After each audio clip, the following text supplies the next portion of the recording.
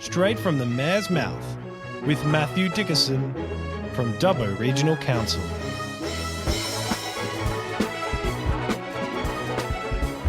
Hello everyone and welcome to Straight from the Mayor's Mouth. Matt, it's time for me to play school teacher today. It's the end of term report time. How do you feel about that? Pretty good, although are you the school teacher or are you the parent? Oh, actually, let's stop and think about that. I'm probably, probably the parent in that sense, aren't I, really, rather than the teacher. I'm actually not going to write the report. I'll get you to write the report and to go through it. But certainly, I don't know, it sort of takes me back to the days of the report writing and all this sort of stuff. And there's always a lot of works involved in the report writing process. And I always know that, too, when I'd bring home a poor report, my mother had, let's just say scoldings back in those days, a bit different to scoldings today. So I'm assuming the fact that as a parent I won't have to scold you on these sort of things, mate, as we go through it. I'm thinking the fact that it should be a good discussion today. I'm looking forward to this. Well, you can scold if you feel the need to scold. Can I go back to 1986 sort of scolding, or shall we sort of maybe keep in the modern terms of scolding? Modern terms. I don't want to put my hand out and get the cane from you. Thanks very much. Sit just around the corner there too. So it's interesting because you're right. In your school teacher days, you would write a report on a student and then hand that to the parent, or the child hopefully would hand that to the parent for them to analyse what you've written there and then maybe get some feedback. So in this, I feel it's probably the other way around a little bit. You're the community member, you're the parent of the child, the parent of the community, if you like, and I've written the report card to say, here's how the community's gone this year, which is probably a report card on ourselves as much as anything else.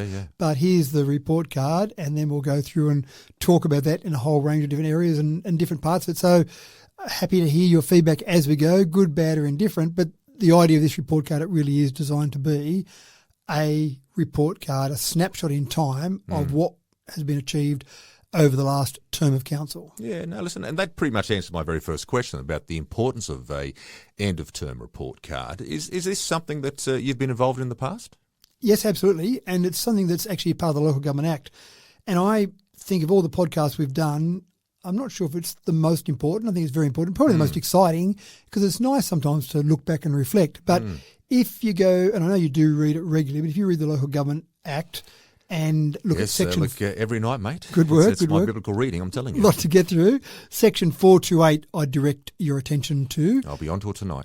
Good. And part 2 is the section in particular I'm talking about here. So it says that in an election year, the council must report on its achievements over the previous 4 years. Now, this term of council has been less than 4 years, obviously, but the term 4 years is in the Local Government Act because normally a council term is 4 years. And in fact, when this goes live, when this podcast goes live, so each Sunday it goes live, at that time, this term of council will have been 2 years, 7 months and 14 days. So significantly less than 4 years, but that's the nature of what we've got, so we've got to deal with that. So the whole idea of this report is so that you've got transparency, what's occurred, accountability, and also I think just for the community to see what's been achieved and what resources have been utilised to a certain extent.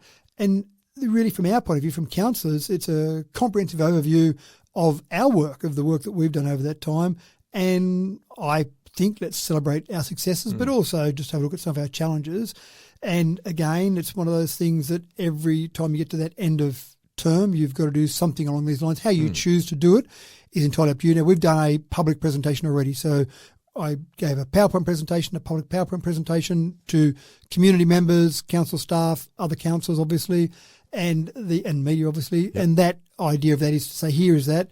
We've also got a 2-page summary, which our staff put together in terms of the things that have been achieved. But we've also got this podcast. I've written my newspaper column on the same topic on that end-of-term report. And I've also got that end-of-term presentation I did, which I'll turn into, I videoed that as well. So I'll turn that into a video so everyone can see that as well. I think everyone's going to get a chance to certainly see it and hear it. That's the main thing. So, all right, then let's jump straight into it then. Let's go right back to the start. Because anything that's good from the point of view of reports, you've got to get the whole picture, don't we? We've got to go right back to the start to sort of to see how things have progressed all the way through the last, well, let's just say 3 years. So we'll round off to a 3-year figure. Sure. So let's go back to the start. It was a little bit turbulent. It's probably a fair way for the council to step into their new term of council. There was still some issues that seem to be hanging over from the previous council in regards to the local government minister was involved in the start of the term. So talk us through it all. What why was the local government minister involved from the start, and how did it all sort of start for you guys? Yeah, it certainly was challenging, turbulent. Various words can be used that basically give a picture that it wasn't a settled, well-functioning council ready to be handed over to the next group of councillors. So 22nd of December 2021 was when the final ward was declared. Some of the wards were declared on the 21st of December, but the full council wasn't declared till the 22nd of December. So take it that we basically became councillors on the 22nd of December 2021. So that's our starting point. But it's pretty fair to say that it was in a state of turmoil, and for a number of different reasons. The most concerning aspect was the fact that when we were elected, hanging over our heads was a performance improvement order, and that was imposed by the local government minister on the 29th of June 2021. So, is that something that's imposed regularly? No. I wouldn't think so. No, Not I at all. wouldn't think that'd be something that a local government minister would be heavily involved in doing regularly for each council. No, and certainly from my experience in my previous time on Dubbo City Council, absolutely not. There was never any discussion about any performance improvement orders or anything along those lines from our perspective. I don't have an exact number for you around the state, but I would suspect that in any given year across the state, it would be unusual for one council to have a performance improvement order. Right. Across a term of council, again, 128 councils across the state, maybe there would be 2 or 3 councils that might have a PIO put on them. So not something that's that common. That's not many at all. No, that's right. So Big Brother was literally watching you from the start. Absolutely right. So, and just to give you some context there, a performance improvement order is what a state government will impose on a council, basically one step away from suspension or the complete sacking of council. The idea of a performance improvement order is, and it's a public document, you can go and search for it and look at the actual order itself. The idea is to say, the state government to say, there's some things here that we're pretty worried about. Here are the reasons why, and in this particular case they had 8 reasons why they were imposing a performance improvement order on council.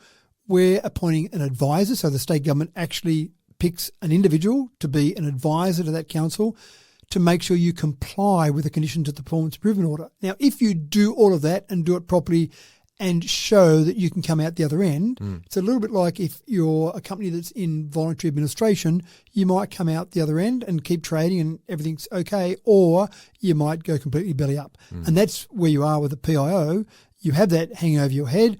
If the advisor and the council of the day work through that effectively, then the state government hopefully will say, you're doing the right thing. We've got confidence in you now. Go forward. Or they might say, you know what, we put that on you. You haven't really responded appropriately, so we're going to take the next step and you lot are gone. So I suppose there's 2 parts to the next little thing. To this new council that's come in, how many new councillors did we have again? That just to remind the listeners, how many new councillors were on the new council? Yep. So you had 10 councillors on our council, the current council, 5 wards of 2 people. Yep. And of those 10, 1 was re-elected from the last council. Yeah, right. And that probably shows you a little bit about how the community felt about the last council as well. It also shows the fact that, here we go, 9 new councillors coming in, and this is what they're facing straight up. Correct. Wow. So this is probably not what they maybe were expecting from the start. It might well have been the shortest term of council ever. It will have been, that's right. They got elected, things didn't improve under the PIO, and next thing you know, the whole lot sacked. So it would have been pretty unceremonious for a new councillor. So absolutely. Just to give you an idea of that lack of council experience, 10 councillors, 1 was a returning Dubbo Regional Council councillor. So that was 1 with experience of Dubbo Regional Council. I had experience of Dubbo City Council. I spent 12 years in Dubbo City Council. I spent almost 5 years as mayor on Dubbo City Council. But the 12th of May 2016 was the amalgamation. So by 2021, I was 5 years out of date, but also not fully across everything that Dubbo Regional Council had to discuss. I understood Dubbo City Council reasonably well after my time there. So I had council experience, but not Dubbo Regional Council experience. One other councillor had Dubbo Regional Council experience. So there were 8 with great skills, great background, great business skills, great community skills, but approximately 0 experience on council. Yeah. So that was pretty tough. You come in, you've got a performance improvement order hanging over your head. And just to clarify one part there, Section 438G, because I know you like your sections of the Local Government Act, that's where the advisor was appointed under Section 438G of the Local Government Act. So that was Did that person come in straight away at the very first meeting and say, all right, you're under a performance improvement order from the start. This is what we expect to see this new council achieve within a certain time frame? They didn't, and the reason they didn't is because it would have meant nothing to a whole group of new councillors. Yeah, so what you had to do is work out how things sat initially, go through induction processes, learn about council. Right. I remember back in 2004 when I was first elected, there was so much to learn. I didn't realise that council was involved in so many different areas. And even just the account, you talk to anyone that's been on council and just ask them about the accounting and the way the accounting is done. Negatives seem like positives, positives seem like negatives. It seems like it's almost backward to what you might read in a P&L in a business environment, for example. So you had people on council that were accountants or business people, so some great skills on council, but things are different in the local government world, so they had to get their head wrapped around that. So it would have been a waste of time. John Rayner was the advisor that was appointed. It would have been a waste of time for John to come into that first, okay, you've been elected, here's the lay of the land, and there would have been everyone sitting around the table going, well, hold on, we've got to work out what we do as councillors first before you start telling us what we do here. That's right. So that was all of that part. Now, just to give you a bit more of a context about the last council, during that term of council, there were two different mayors. There were two councillors who resigned during that term of council. So, again, that instability. Two different deputy mayors. And the killer, 5 different CEOs of council. In that one term? In that one term. Right. Now, some of those were short term, so there was a long-term person in place, then that person was no longer there, so they had an interim short-term person that was in the role for a period of time, very short period of time, and then another one came in as an acting for a period of time, then that person was appointed, and then that person left, and another acting person, then another acting person came in, and that person was then appointed. So 5 different people, and you could actually call it 7 different stints, but just 5 different people acting as CEOs. Did you then feel the fact that one of the things that was a priority would be almost that whole idea of instilling a bit of public trust back into the council? Yeah, absolutely. And just the cost of this. This is where I just want to run over very briefly how this was impacting the bottom line. And we know the bottom line wasn't great from the last term of council. But in that first year of that last council, this is the 2017-2018 financial year, in that year alone, the cost in the annual report, you can go get the annual report and read that, the cost you've got to put in the annual report each year has to have things like the cost of the CEO/general manager, the cost of senior staff, cost of councillors, cost of travel for councillors, etc. So you can go and read the annual report from that 2017-18 financial year. In that report, it will say the cost of the GM/CEO position was $1.054 million. Now, the CEO doesn't get paid that amount of money. No, I'm sure Murray had loved it, though, if you want to offer him that as a yearly contract. Right. But by the time you had one CEO, then the payout for that CEO, because when you get removed from that position, there's a payout, so the figure to pay out. Then when you bring someone in temporarily, you've probably got to pay overs, and then you've got other benefits, so somewhere for that person to live because they didn't live in Dubbo, and then transport to and from Sydney. So the total cost in the annual report, $1.054 million. Now, just to put that in current terms, if you adjust that for inflation, that's the equivalent of $1.274 million. So there was a real cost, an outright cost to council to do that. And then the senior staff in that same year, there was turmoil with the senior staff, with everything that was happening with the CEOs and with councillors. Yeah, I can see so that. in that year, the cost of our senior staff was $2.748 million. Wow. Now, just to give you an idea, in our last annual report, 2022-2023 financial year, so the last report that's available right now, those same two figures. So remember, $1.274 million for our CEO. In the 2022-2023 financial year, the cost of the CEO was $330,564. So that's a normal-ish sort of amount paying for a CEO around the state. So you can see the dramatic difference there. And our senior staff, again, that figure previously, $2.748 million. Our senior staff in the last report, $1.224 million. So you can see what I mean in terms of instability erodes confidence for a start, but also instability costs money, real money, not just our reputation, not just making it more difficult for you to attract good employees. The actual cost to run the business becomes more expensive. So would you then say then, based on that, the fact that to create this sense of a feeling of trust again within a space, that you had to then focus on trying to create some stability within council? Absolutely right. And how do you create stability, you keep things stable for a longer period of time. Yeah, that's right. I've often talked about it from a business perspective. You can destroy morale, you can destroy trust in a business almost with a click of your fingers. And doing some of the things that happened in that last term absolutely destroyed trust pretty quickly. To build up trust, I have a general term that says 3 years. It takes 3 years to rebuild that trust, because you can break trust immediately, but you can't rebuild trust immediately. And that's the real challenge. So you're right. When we started, and so when we came in, we've come in with one returning councillor. We've come in with this background of different CEOs, different senior staff, money going out the door left, right and centre, and the community pretty disappointed. They voted with their feet. They told the council they were pretty disappointed with the past group of councillors because only one of them got re-elected. So we came with all that, and so we had to then start to try and rebuild community trust. Could you then say the fact that then, as we talked about there in regards to getting that sense of stability going, it certainly seems to me that one of the most important parts as well in getting that stability created is actually trying to create some relationships, to build some trusting relationships, not only between the community but also within the council employees as well. Yeah, absolutely right. Building trust and building relationships, I think, critical parts of all of that. And I'll just talk first of all about how we went about rebuilding community trust. So that's kind of the background, and I almost apologise for the fact that we've got to talk about that because I want this to be a very positive view of the last term of council. But I think it's important. To see where you've come to, you've got to see where you've come from.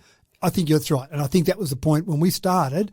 We had this stuff happening that we went, wow. And there must have been a few of the council at the time going, Matt, is there a get-out-quick card on this one? What did I put myself in for? What is this? And it did feel like at some points early on that you'd kick a rock and there'd be another snake hiding underneath it. There were just things that were popping out all the time at us, and we had to deal with those and fix them. But the first thing that I think that we had to do was rebuild community trust. And when I say I think, the council. So as you know, we've talked about it before, I don't run council. Decisions are made by a group of councillors, a majority decision of councillors, and it's my job to represent those views and be the spokesperson for those views, but it's not my job to make those views for the other councillors. It's democracy. They vote on things. But certainly we discussed it, and we had resolutions coming to our first meeting of council when we got everyone together in January, and we had a meeting in December to elect the mayor and the deputy mayor, but essentially that was its sole purpose. The first real meeting of council in January, and in that meeting, obviously, we had to go through and start to get things happening. And so council brought a few notices of motion. In fact, every councillor brought a notice of motion forward to that very first meeting to just try and start to get some direction. And one of them certainly was related to that trust. So what we did with that was there was a community committee structure that was in place for many years, and that got community people involved in different aspects where they had a passion, an area that they loved, and that got them involved with staff and councillors on a committee that discussed various issues. No decisions are made. That committee didn't have any powers to go and make resolutions of council, but it certainly had the ability to discuss and give recommendations and then feed those up through to... But again, that's relationship building too, isn't it? It is. With the community there as well. Yeah, that's exactly right. So the first thing we did was we went through this process with community committees. Yep. And we formed 15 community committees. Basically from none to 15. Over this term of council, we've had 119 meetings involving those 15 community committees. And so they still exist today, the 15 absolutely right. Community groups. Yeah. And we're obviously looking at how we refine those, make them work better. We're changing the terms of reference from time to time just to make sure they're effective and make sure they're effective for community members. People are volunteering on these. They want to turn up and walk out at the end of an hour and say, well, that was a waste of time. What did I do that for? You want to see some results, don't you? Yeah, that's right. You want to see some results from those, and you want to see that you're making a difference as well. So that was the first thing we did, was we said, let's get these community committees back. We went through a process. We had butcher's paper on the wall. We had every committee. You went old school. It was very much old school. Every committee that ever been in council before was on these bits of butcher's paper, and we went through and worked out what we needed. So, for example, when we were building Barden Park, there was a committee that existed solely around the building of Barden Park. We didn't need that committee again because Barden Park's been built. But we had all these different committees that existed to say, right, which ones of these do we need going forward? So that was, I think, pretty important. The other thing that definitely happened in the region was that Dubbo, for some reason, felt like they were an island. It didn't need the relationship or didn't need links with other organisations. So basically we said we need to form some of these links again, build those relationships to get some trust out there in the region. There used to be something called OROC, Orana Regional Councils. Yes. That was gone. That no longer existed. And that no longer existed largely because Dubbo, and they did change, there was a process where they changed to joint organisations, so JOs, so it went from OROC to JOs, but Dubbo was the biggest player in this region. The population of OROC, of all the councils in OROC, Dubbo made up about half, and there were, depending on what time frame we're talking about here, but there were 11 or 12 councils in OROC over the years. So those had all folded, and I actually remember receiving calls from some of the mayors out in the smaller towns out around the region going, what do? We want OROC or whatever we're going to call it to keep existing, but Dubbo doesn't want to play. So it was difficult for some of those smaller places, smaller councils. Do you know why that was disbanded in the first place? Like, if it was going so well, why would they have done away with it? That's a very good question, and one that I have absolutely no answer for. So But you obviously saw the need to bring it back and saw this was a really good positive step in relationship building again. Correct. So the first thing that I did was reached out to some of these other councils and said we need to form, whether we call it OROC or whatever we call it, the same concept. Okay. So we end up creating the Alliance of Western Councils, which is basically the modern version of OROC, and we've got the same councils in there again, and we meet regularly the same as before. And in fact, the Mayor of Narromine used to be the chair of that organisation, a previous Mayor of Narromine, and the current Mayor of Narromine is the chair of that organisation. So it was basically, let's go back to what we had before. There was another group called Regional Capitals Australia, which we had been a member of, and they'd pulled out of that membership. Now, I think that was a really important collaboration membership for other cities like Dubbo across the nation that are significant cities in their area, but they're not a capital city of the state. They're not a Sydney, but they play a leading role in their area. So I think those are really important. So we rejoined back to Regional Capitals Australia, and we had never left regional cities New South Wales, but certainly when I spoke to some of the people in that, they felt like Dubbo was disengaged. They weren't really focused on getting some good outcomes. So we re-engaged from that, and I actually was elected chairperson of Regional Cities New South Wales. So again, getting that trust back, I think, was very important. Community leaders' breakfasts, we used to have those back on the old council. They disappeared for whatever reason. Again, we got those back up and running, and so that's still the only place in the nation where you get all three levels of government standing side by side in an open forum on a regular basis. Nowhere else does it. But again, that just shows we're there for the community. You've got a question, you want to talk to us, here we are, come and talk to us. We're not hiding away, not hiding behind some glass wall or hiding in an office somewhere. That word transparency sort of comes to mind, doesn't it, in regards to, did you feel as though that was something that you need to focus on more as a council? Well, absolutely. And actually one of the things we did for that transparency was the standing committees. We've talked about this before. Standing committees had never in the past, in my time, had delegations of council. If there was a council resolution to be made, it was made at a council meeting. It kind of makes sense. For whatever reason, the last council gave delegations, almost the same delegations as a council has, at a standing committee. So people felt there wasn't that transparency because a standing committee was always seen as somewhere to have an initial discussion. There are different rules of debate in standing committees. There are different processes with standing committees. So you do all that and then you move it on to the council meeting to actually make the final decision. But no, the last council gave delegated authority to the standing committees, and so they were making council resolutions. So again, we stopped that, we changed that. So standing committees no longer have the ability to make resolutions of council. Only a council meeting has that, with the one exception being tenders, and there's a good technical reason for that. But so everything from a else, time frame point of view, all of these initial decisions, was this done within the first month or so, or? Probably the first couple of months. A few of them, like the committees, took a little bit longer to go through all that, but it was pretty full on to get the ship going in the right direction and fix up a lot of these things from the past. Even things like Regan Park. Now, you may remember there was a fair bit of discussion with Regan Park when this term of council started, because there were some promises made by the previous council about football ovals and certain things without going through any sort of community consultation. There had been a previous Regan Park master plan that Dubbo City Council put together. I thought, and maybe I'm biased because I was mayor at the time, but I thought that was a good master plan. That master plan was scrapped and a new one was, well, actually I don't think they ever put a new one in place. What they did was they said, we might put some footy ovals down there, which really wasn't the purpose of Regan Park. So again, we said, we've got to fix up Regan Park. We've got to get a new master plan for that. There's no point just saying, let's change that one little bit. Let's do it properly. And so technically it was the Macquarie River Corridor South Precinct Master Plan. We also had a North Precinct Master Plan. But ultimately, it was the Regan Park Master Plan. Let's fix it up. And that one was started almost immediately, but that one took some time because if you're going to do a master plan properly, it's going to take you a year or so, and it took us about that sort of time frame. So that was certainly one. And even the fluoride, I mean, getting that trust back in the community, we know the story about the fluoride, we've talked about many times. The fluoride dosing mechanism broke down, and that was in January 2019. No one said boo, so the community were completely unaware that this was happening. Once we found out about it, we informed the community, this is a situation that's bad, but again, it's your council, it's not our council. The community owns council. You should know about what's going on, good, bad or indifferent. So this was bad, definitely. There was no doubt about it. This was bad. We hadn't caused the problem. We needed to fix the problem. So we told the community, this is the situation.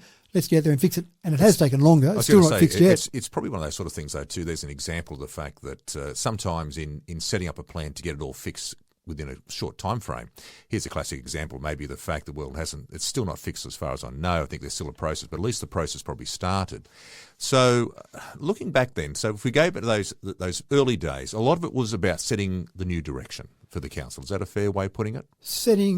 Fixing, I think, some of the things and fixing up some of the obvious errors. Getting that sense of rebuilding a point of trust, building relationships, identifying areas of need, and pointing those as being our starting point. Yeah, and even if I can talk about relationships a bit more, I think we did some really important work with relationships. There were many organisations in our community that we had formal relationships with, either MOUs, memorandum of understanding, or partnership agreements, but we had formal signed documents, and it's all well and good for you and I to say, hey, Mark, your organisation and this organisation that I'm mayor of, let's do some things together, and that's fine, but tomorrow you're no longer the chair of that, or tomorrow I'm no longer the mayor. Well, what do we have in place? Oh, well, that was just Mark's word or Matt's word. So normally I like to see something in writing, some sort of partnership or MOU.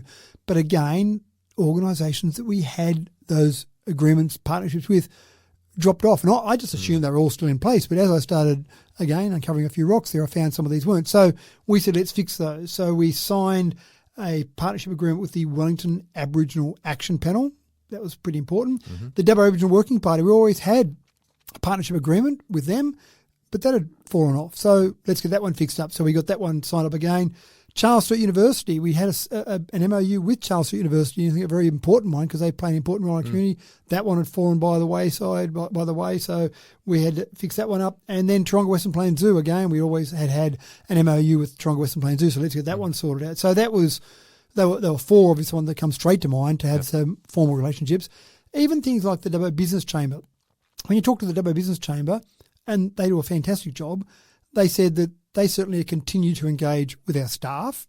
No problems there, just at an operational level.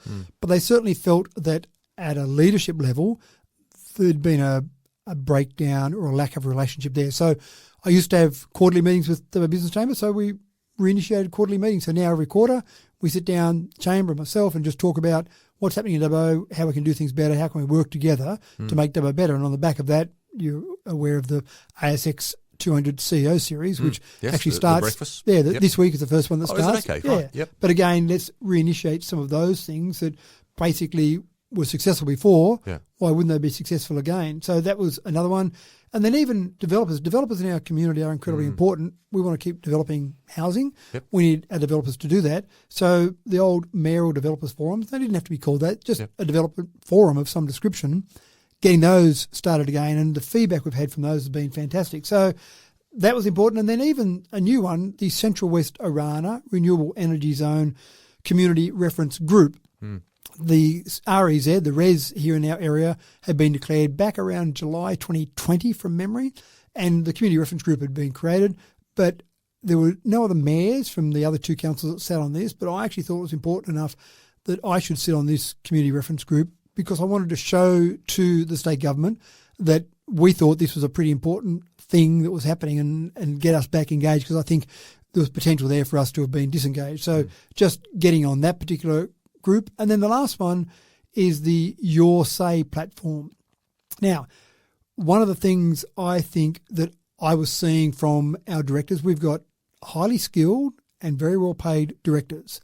What you want from your directors is people that come forward with ideas, people that initiate, that show things in the way they can be done. And you don't have to love all the ideas. Some of them you might say that's a lovely idea, but we're not going to implement that at the moment. But some of them, fantastic. I love that idea.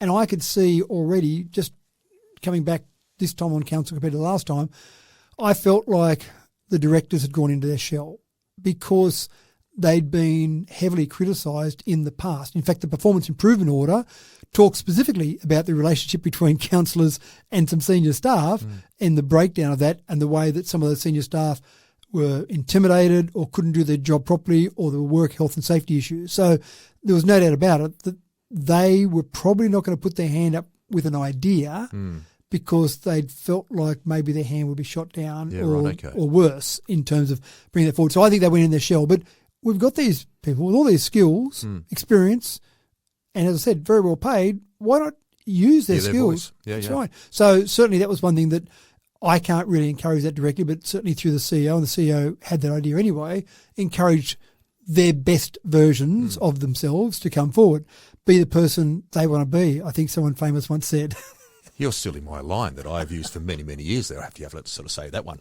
But the other thing about it is, did you find any, in setting up all of these relationship building ideas and the new initiatives and sorry, I just want to finish on that Your Say, because yes. that Your Say platform was one of the ideas that one of our directors came forward with and said, here's this Your Say. Yeah. Now, again, in the past, maybe it would have been poo-pooed or maybe it wasn't a councillor idea, so it was no good, but that was a platform idea that we as council said, fantastic, having one spot to go to for all the different submissions, all the different consultancies, ideas, public concepts, everything there in one platform. Gee, that's going to make it easier. Surely that's going to allow us to get better feedback from the public. Absolutely. So we love the idea. So that wasn't a council idea. That wasn't a council-driven idea. It was a staff-driven idea, but we certainly encouraged and embraced that and then took that on board. So again, that was part of that whole relationship. So we wanted to create this environment that was collaborative and supportive, and we think that was going to, we thought at the time, that was going to help our community, help certainly the entire region, and certainly help our staff do their best work. Did you push back on any of this? Like, was there any pushback from councillors, or was there any pushback from the community in regards to some of the change and some of the initiatives that you put into place? I think welcome with open arms was more the approach. I don't really remember any. And council certainly discussion, like community committees. Do we really need that community committee or that one? So there was certainly discussion around a whole range of things. Do we need 17 committees or do we need 14 committees? But I think the concepts, and the councils were coming forward with these concepts as well. I think the concepts from councillors certainly, and I think from the staff, even though this probably created more work, and more challenges for them, whereas in the past they probably had a sleepy council, but now they were being challenged a bit more, so they had to be on top of their game, which again, some of them found a bit of a challenge, some of them found this was fantastic. You want an engaged group of councillors, I think, anyway. So no, I don't think pushback, I think just discussion. Okay, so from the point of view then of the state government with the performance improvement order, when did they come to you and say, all right, we feel as though you're on the right track, we're going to pull back now, and you've ticked the boxes? It was on the 18th of May 2022 that myself and Murray both received an email from the Honourable Wendy Tuckerman MP to advise us that the PIO had been finalised. Keep in mind that the Honourable Shelley Hancock MP was the Minister for Local Government at the time the PIO was issued on the 29th of June 2021. And on the 21st of December that year, there was a change in minister, and so the Honourable Wendy Tuckerman MP was the minister who gave us the information about the PIO being finalised. So the PIO went across two separate ministers, if you like. And in the letter, which I have in my hand, and it's a public document, when I received that letter on the 18th of May, I took it to the next council meeting, which was on the 26th of May 2022. So that's part of our business papers, just to show the public that this had been lifted. But in that letter, she said, as you would be aware, the PIO was issued following a deterioration in the relationships between some councillors, as well as the relationships between some councillors and members of council's senior staff. Concerns about work, health and safety were paramount in the former minister's reasoning when issuing the PIO and appointing Mr John Rayner, PSM, as temporary advisor to oversee its implementation and compliance.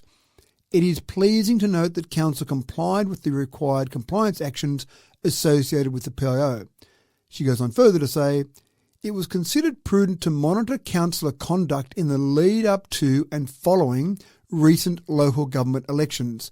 Given the public conduct of some of the now former councillors during the election campaign, that decision appears to have been justified. Having regard to the election result, there appears to be an opportunity for council to move forward. While the Office of Local Government will continue to monitor council, the results of the election and the fact that councillors put in place the governance arrangements required under the PIO means that there is no reason for the PIO to be extended or modified. As such, I am satisfied the PIO should be finalised. So it sounds like then it took a few months then for this performance and improvement order to be lifted. I'd imagine from the point of view of all the councillors, there would have been a big sigh of relief and a sense that you're probably heading in the right direction. Absolutely right. And I just happened to be in Sydney immediately after we got the letter from the Minister for Local Government, and so I briefly met with the Minister. There was another function there, so I wasn't meeting specifically with her about this particular issue because obviously it was done. We didn't need to meet because we've got the letter to say it's all done and dusted. But I did catch up with her for 5 minutes and just say thank you. We've got that, and we think we've been doing the right thing. And of course, her response was that she wouldn't have lifted it unless we were doing the right thing and showing that we're on the right path. And basically, let's not have this discussion again. I don't want to be talking to you again, Absolutely. Matthew, That's about right. a PIO. On you go. And obviously, to this day, we haven't had any discussions about a PIO, and I don't expect us to because we're behaving in the way that the community and the government would expect us to behave in terms of those problems they were previously experiencing with the PIO reasons. Oh, that's good to hear. Now, look, you're a man that's always prided himself on innovation. And I would imagine the fact that would be, or would have been, a major point that you would have tried to instill within your council and within the council itself, this whole idea of being innovative. So what were some of the innovative solutions and ideas that you guys came up with? Well, I want to give a rugby league or rugby union example, if you like, here. Often you'll talk about a star-studded backline, but that backline is no good unless you've got a pack of forwards that are going forward. Do the hard work for you up front. They're the grunt work for you, that's right. And then the pretty people out the back, or the backs, can do the work and score the tries and make Spoken everyone like look a good. true prop right there. I'm looking at you though, you're not a prop. No, not a prop. Not a prop, definitely not. But the same, I think, is true in this example where if you've got a lack of trust in the community, what you would do in any organisation, I'm not talking about just a council, but I'm talking about a business here or a council, if there's no trust in that community, I think you've got to be very conservative in your decision making because you can't afford to get anything at all a little bit wrong or a little bit different. What you tend to see in organisations where there is a lack of trust is they do things very much same old, and stick within very strict guidelines, and they don't really innovate.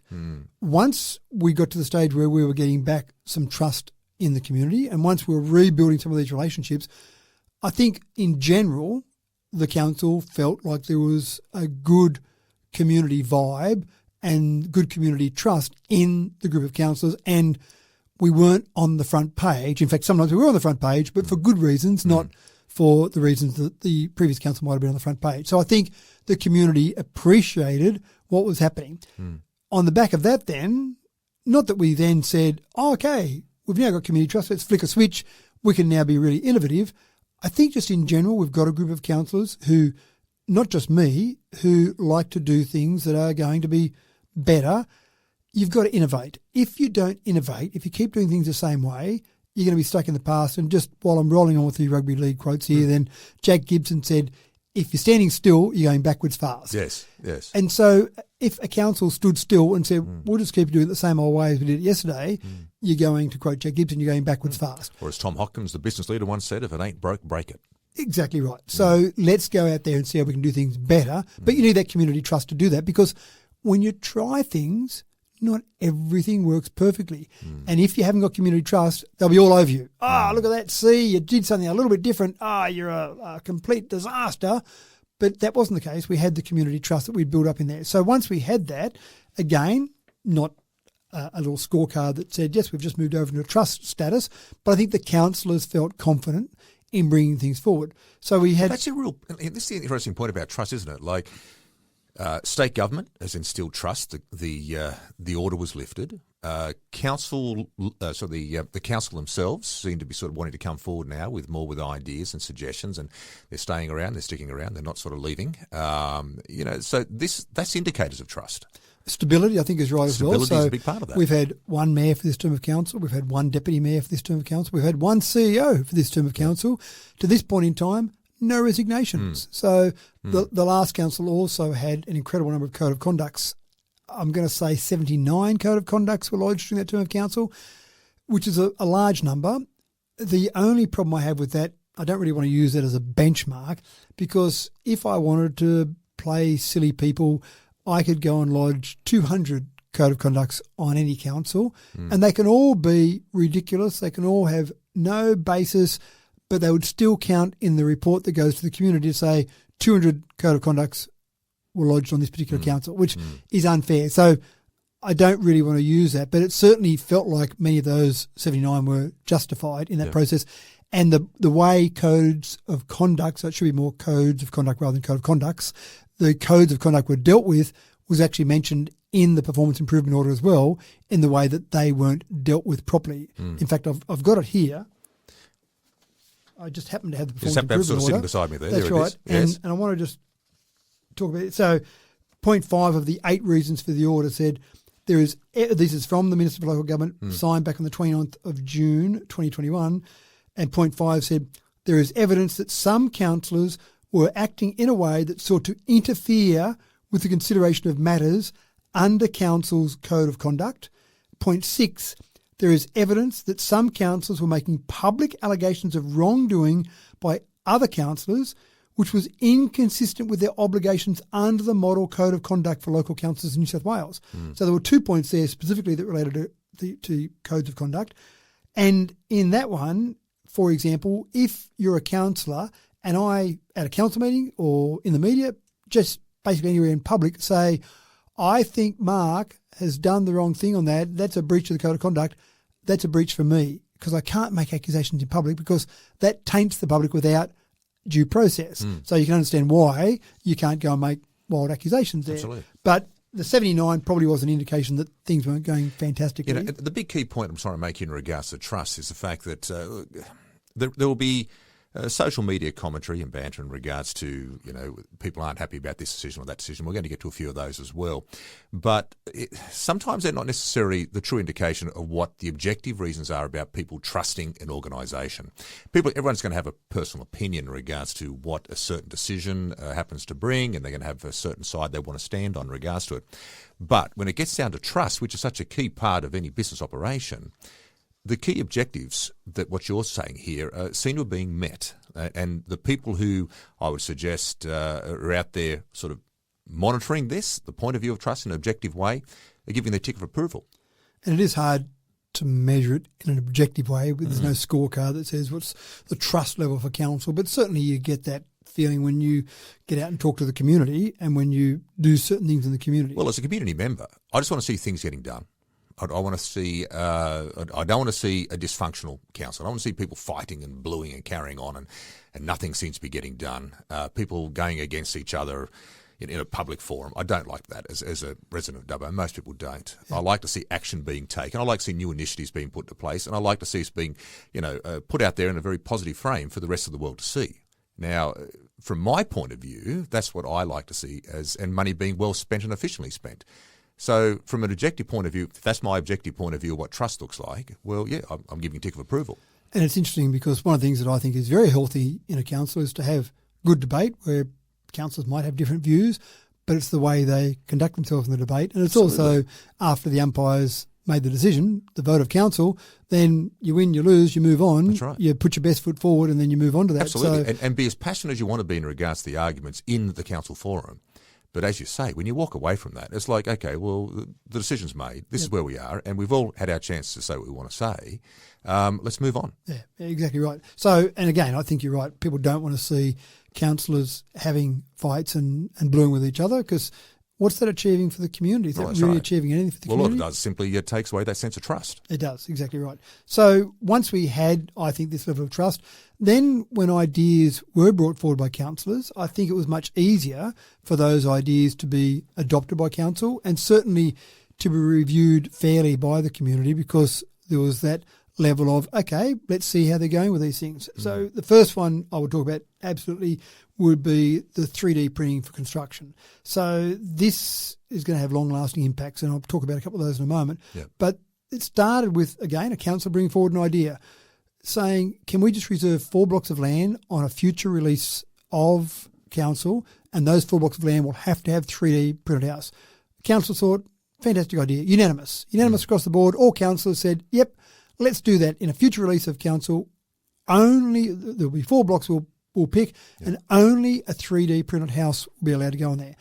Then we said to our planning staff, how do you approve a DA for a 3D printed house? And the planning staff said, well, we're breaking new ground here. We don't know. We said, okay, well, we haven't got that particular estate built yet. Yep. But before we get that built, you probably should have a look at how you're going to approve a DA that someone puts in. So our planning staff went away, talked to the state government, went through a few processes, and then came back to a future meeting and said, yep, we've got it now. We know how to approve a 3D printed house if one comes forward when we finally get to that I just point. keep going back to that Jack Gibson line you said. If you're standing still, you're going backwards. Well, here's an example of the fact you're not standing still. Yeah, exactly right. So that was great. Again, came back to council. Everyone voted on that, unanimous again. So people were very happy with that process.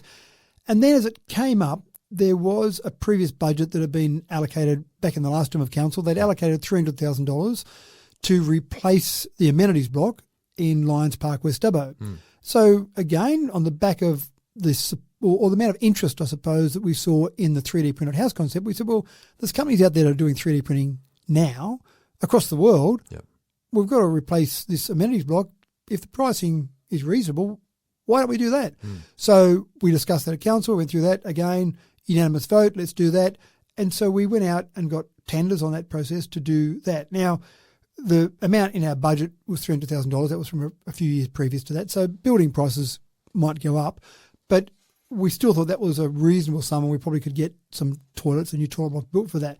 And I'll just give you some numbers from some other toilets to give you an idea of the cost-effective process of using 3D printing. It was very fast to do, but also very cost-effective. So to give you an idea, in July 2019, Cameron Park toilets were built. The new Cameron Park toilets were built. And so that's July 2019, $310,480 in 2019. So again, go forward a couple of years, we know that especially during COVID, cost of building went up by much more than CPI. So that $310,000 would be much more in today's money. And for that $310,000, they got 3 cubicles and 1 disabled toilet. So that was the sort of costing there. In a similar time frame, April 2019, you've got the Church Street toilet. So the one's just near the rotunda. So that particular block there. That block was $495,000 to build that toilet block. And for that, you got 2 cubicles and 1 disabled toilet.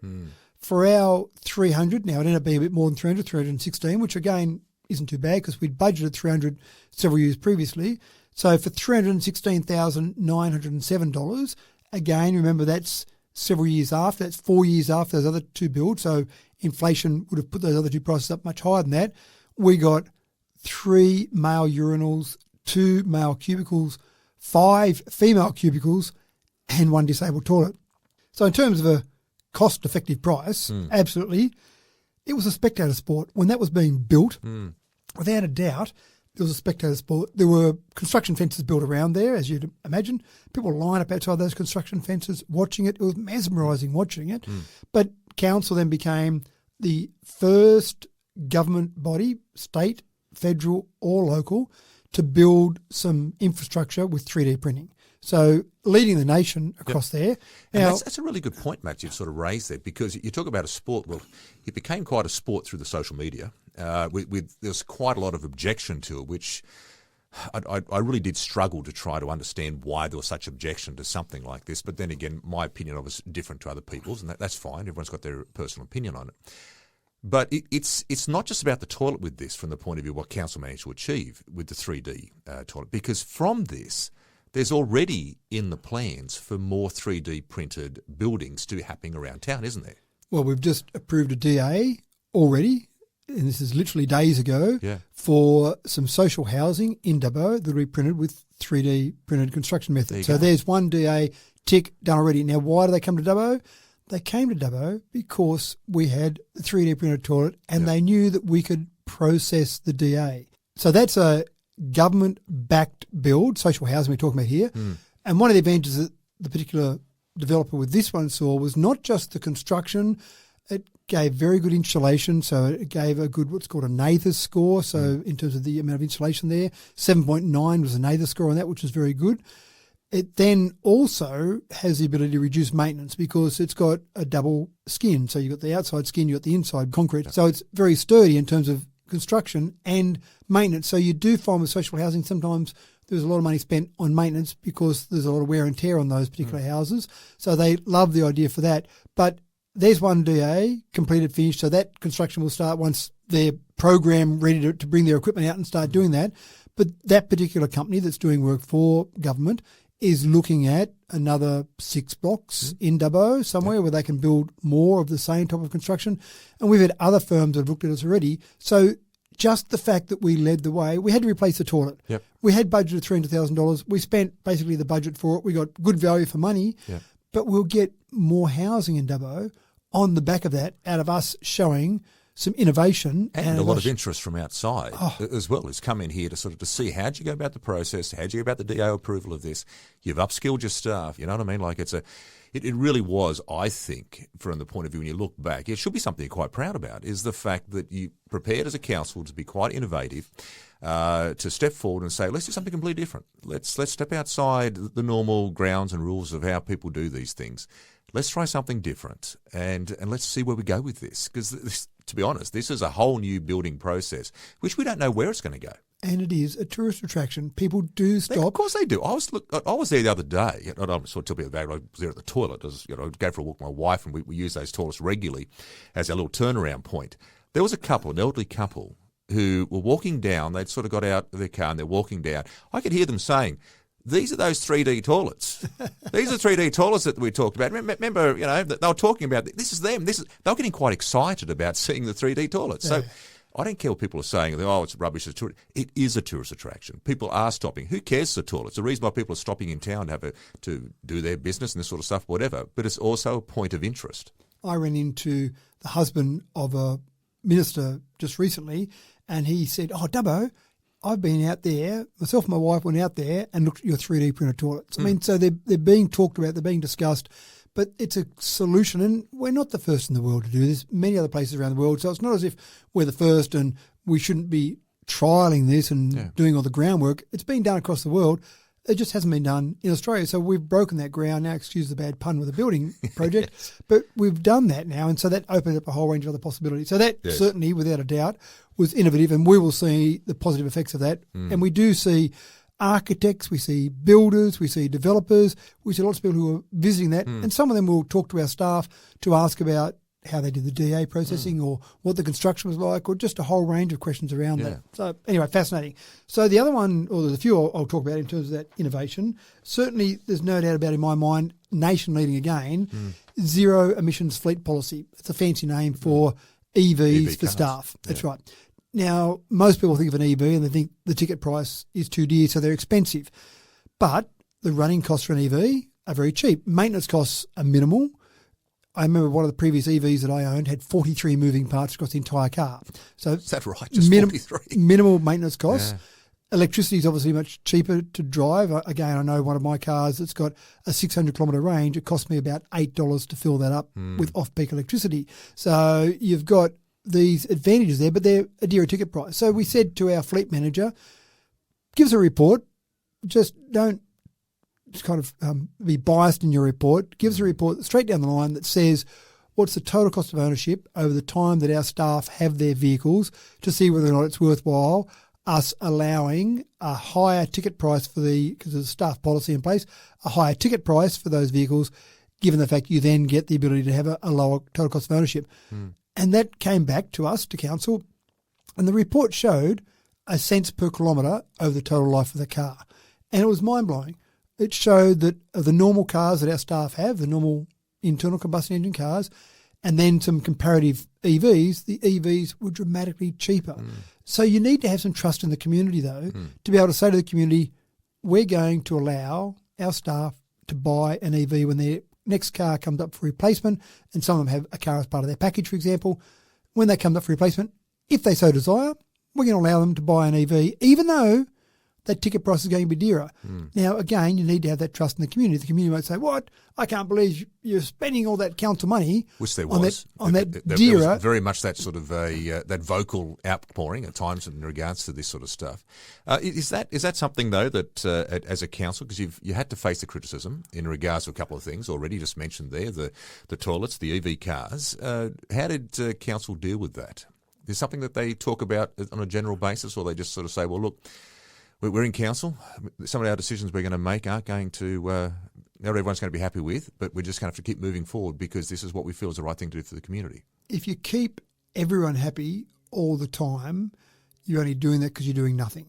It's the only way I can think of that you would be keeping everyone happy all the time. Either be very... Stick to the status quo. Well, stick to the status quo, or be very convenient in what you would say to different people in different groups so that you're basically not saying the same thing to everyone.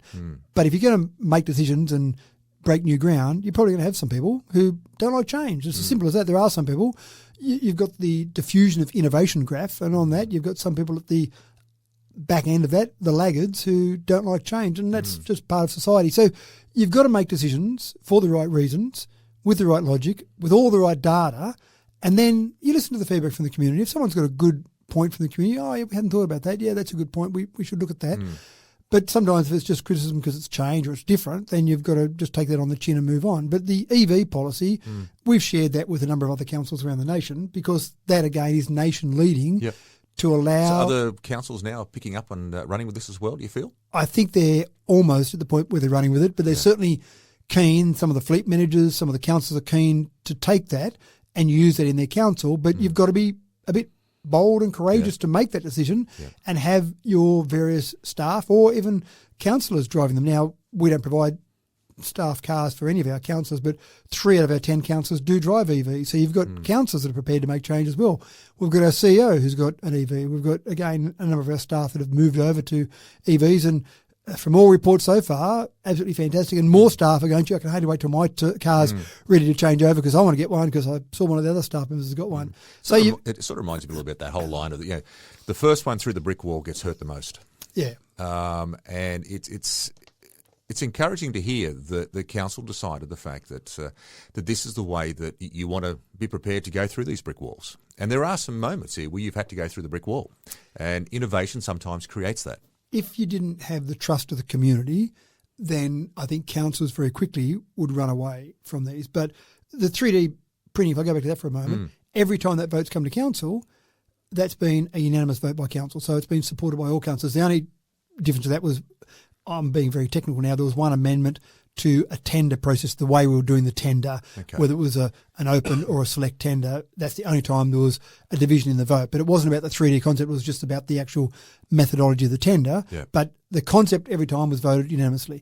I can't remember the vote every time when our zero emissions fleet policy, but it was well supported by councillors. Now, if you had councillors who felt like they didn't have the trust of the community, or you had councillors who felt as if I better not take a wrong step here, otherwise I'll be hammered by the community, they wouldn't be brave enough, they wouldn't be courageous enough, they wouldn't be bold enough to make some of these decisions. But you want that. You want, in leadership, you want people who are prepared to break new ground, to show the way forward. To be a leader, you've got to show leadership. You've got to be the one going through the brick wall. If you follow someone else through the brick wall, then by definition you're a follower. You're not a leader. The leader's the one sometimes that goes through that brick wall. I'm going to steal that off you now. I like it. There you go. You like that one? I do. It's all yours. So I run a few other things that I think were innovative from our perspective. Dashboard reporting. One of our councillors came up with the idea. Dashboard reporting. I don't remember this discussion. What was that about? So this was one where, and I think this particular person, this particular councillor, used it in their business a lot, where it was just a monthly snapshot of different things. Okay. Now, council's got a lot of different things. So, for example, how many people went through the airport last month? How many people did we have go through the DRTCC? What were some of the numbers for our different parts of council, different operations of council? Can we just get a monthly snapshot in our business papers each month to show how things are going? And not just that month, let's go back the last couple of years, but update it each month. Okay. Now, sometimes some of those numbers aren't as nice as we'd like them to be, but this is, again, this whole thing about trust. It's your council, it's the community's council. So let's give you the numbers. whatever they are, good, bad, or indifferent, and then we can deal with those. So if we look at those numbers, we go, wow, tourism was down at the Old Dubbo Jail. What happened there?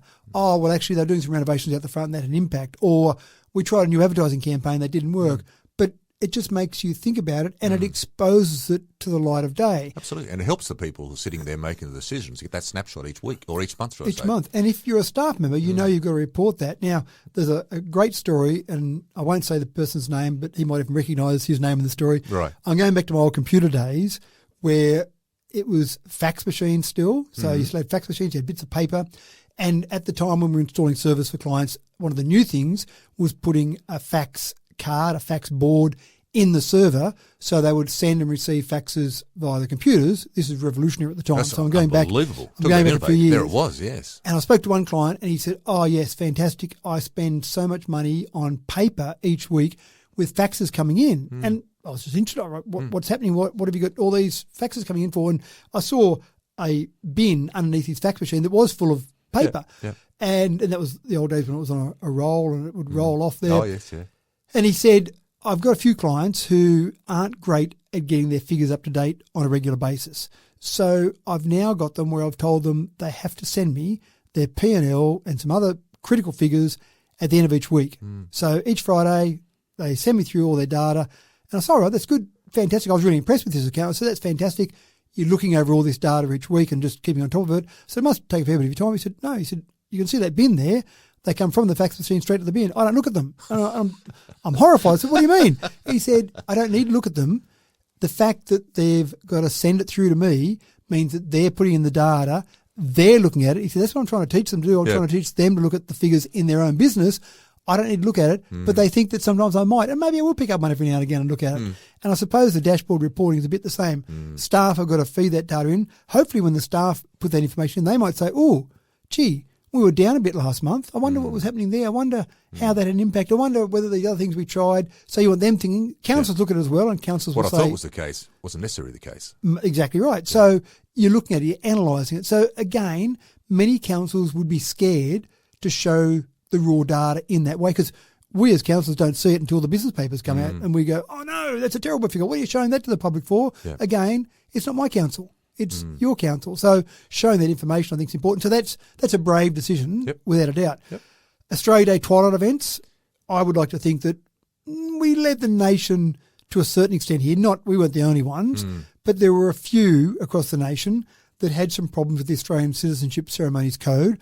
And you remember that at the end of 2022, we made the decision to move Wellington to a twilight event for 2023. After we made that decision, Andrew Giles, who was the minister at the time, no longer the minister, but he made a change, or he announced a change to the Australian Citizenship Ceremonies Code to allow Australia Day events to be 3 days before or 3 days after Australia Day or Australia Day itself. So we definitely were one of the leaders across the nation taking the next step in terms of the Australia Day event and having those events the day before. Now, we're still doing it. We made the decision the other day for 2025 where we'll still be doing the same way. Dubbo will be on the 26th. Wellington will be on the evening of the 25th. So we've broken new ground there. And again, there were some people who were incredibly unhappy with that. Un-Australian. There were some people who were incredibly happy with that. Yeah. But I think it's a decision that we've made that the rest of the nation, well, they've already made a change to the federal government at federal government level. Other places will start to follow along. And again, we'll look back in 10 years' time and they might all be twilight events or they might all be a different through the brick wall again. Through the brick wall, exactly. The VPA framework, absolutely, we've innovated here. This is the voluntary planning agreements. We've shared that with other councils. We've shared that with the federal government. Yes. We've certainly shared it with the state government. Yep. Our 1.5% capital investment value is now pretty much the standard. And again, we're not the only ones that have done this, but we've certainly been one of the leaders in this to try and say to all proponents, this is what you should pay. This is an expectation. So we've certainly led the way there. Hopefully this will lead then to some sort of legislation in regards to that too, that can assist not just us, but the other areas that have the renewable energy zones and those that have the wind farms, those that have the solar farms as well in their regions. That'd be the perfect outcome, absolutely right. But again, we're not waiting around for that to happen. We're saying let's go out and do it and make it happen. Technology trials for parking. We've got some spots. Yes, remember this conversation, yes. Yeah, is that up and operating or is that sort of, where are we at with that one? Yes and no. So we've got two different trials we used. This wasn't designed to get rid of our parking officers. It was to make them more efficient and to keep those turnover of cars going better around our CBD. We've got some of the devices in the ground, literally in the ground, and so some of those sensors are there. So some are operating now? Some of those are in place and they've been operating. So when the car parks over there, if it's over there for longer than a length of time, one of our officers gets an alert on their device and then that they know to go to a certain spot and that car's been there longer than a certain period of time. The other one we trialled, which we're not using at the moment, was the one where you drive around the car. I sat in that car for a little while. I remember you telling me about this. Yeah, going around and actually looking at the number plates, doing a live read of those number plates to basically make sure that people were not overstaying their allowed time in each of those spots. So both of those are different. Some councils might say, let's not do that. There'll be staff who are concerned about their jobs. But in our case, we said, let's see if we can work with our staff and say to the community, it's better for those businesses to keep those cars rolling over. Business focus is a very important one on that one. That's right. Yeah. The public-private partnership, in all my time on council, never have I seen a public-private partnership because they're scary. This is the Squadron Energy one, isn't it? That's right. There's so many things that can go wrong with that, but we're progressing down the path with the PPP and we've crossed the first hurdle with the state government. Yeah. And so this is for the advanced effluent treatment. And again, this is innovative. Squadron Energy said we need maybe 2 gigs of water over 5 years. Yeah. And we said, sure, we've got an idea for you, rather than, okay, go to the open market, buy that water, end of story. So we came up with the concept, based on one of our strategies, to build an advanced effluent or advanced wastewater treatment facility. Yeah. And by doing that, they'll have water guaranteed for the first 5 years, and we'll have water forevermore from that particular facility. So that's fantastic, and without a doubt, just an innovative idea coming about from having trust in the community. The REACT Centre, the Renewable Energy Awareness and Career Training Centre, that will be, I think, an absolute game changer for the economy of Wellington. It's different. We had to come up with something a bit different to try and take advantage of it. And it's really progressed from an idea, hasn't it, now, to the point whereby you've got ministers involved, and then the points that they know about it. You've got some financial backing on this. There's also, I think it's gone out to, they're doing some research now, aren't they, in regards to the best site and all that sort of stuff as well. We've got consultants working on it. That's right. We've got 4 of the proponents have given us $50,000 each, so $200,000 to progress the feasibility of that, to really get detailed. And certainly when the Minister, Penny Sharp, was in Dubbo recently, she asked me to speak at the launch of one of the funds there just to talk about things like this. Not that there's funding guaranteed for it, but concepts like this to really... But the fact that she's mentioned it means exactly. She's obviously knowing about it. She knows about it. I've received letters back from her that mentioned, which I was pretty excited about, to go, wow, look, now we're getting letters from the Minister. Yeah. And the last one I'd mention is we moved the council chamber. Now, it mightn't seem that innovative, but for most councils that I've been to, they've got a dedicated council chamber. And we had one as well. And it was used twice a month. It might have been used for an hour for committee meetings, for the standing committee meetings, and it might have been used for maybe 2 or 3 hours for a council meeting. And the rest of the time, we had all that space sitting idle. Meanwhile, if you had a disability, if you're in a wheelchair, getting to that was difficult. You could get to it, but it was pretty clumsy. You had to go in one area, up a rampway, into an elevator, up, and then come along and then down a stair lifter and then down finally into the chamber. For some people, they just say it's not worth it, not worth the hassle. So we came up with the idea of moving that downstairs. Straight away, that made it easier for disability access, but also move it to our meeting room. So twice a month, it's still a chamber. But the rest of the time of the month, it's just normal meetings, there's normal functions that are there, whatever we need to use that space for. And now the upstairs space where the chamber used to be is being turned into office space. There you go. So let's make us more efficient and let's make us better in terms of what we're using there. And again, there were certainly some people, some former councillors that spoke to me very disappointed about the fact that they were losing the sanctity of the council chamber. But I would still argue that... Have they been back and had a look at the new chamber, and have you got their sort of thoughts and feedback? Has that changed since? Well, they've seen it, and we invited former councillors along to the opening of it. It doesn't mean they were happy with it, but they accept the reasons why. But again, that took a bold and courageous decision by council. So they'd be the main things that I would see in terms of that innovation that I talked about, built on the back of that trust.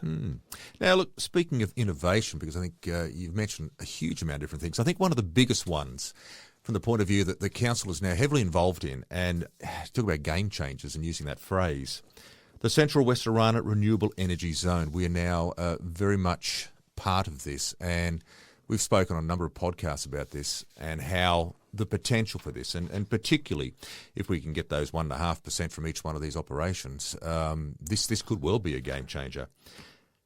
Without a doubt, the fact that we've got the Central West Orana Renewable Energy Zone was not our doing. But without a doubt, we can take a few options. We can stand there and put our hand up and say, we don't like renewable energy, stop it please. And we can yell as loud as we like, but we're not the consent authority. As a council, were there any objections to wanting to be involved in this from the start? Or did people sort of see the councillors from the start go, actually, there's some really good opportunities maybe? I don't think there was really any opposition at all from councillors.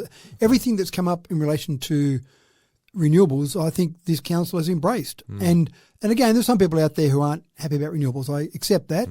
And some people who don't want them to go ahead. And I accept some of the arguments they've got and some of the logic. But the issue from our perspective is we're not the consent authority. So we've got, I reckon, three options. We can stand there, put our hand up and say, stop, and we get run over by them.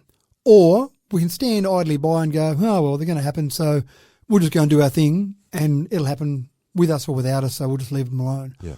Or we can embrace it and say, it's going to happen. How can we be on board? What can we do to make sure that we take full advantage of it? And that third option is what this council has done. Now, some people, some of our community members have talked to me and they're unhappy the fact that we're so embracing and so enthusiastic for it.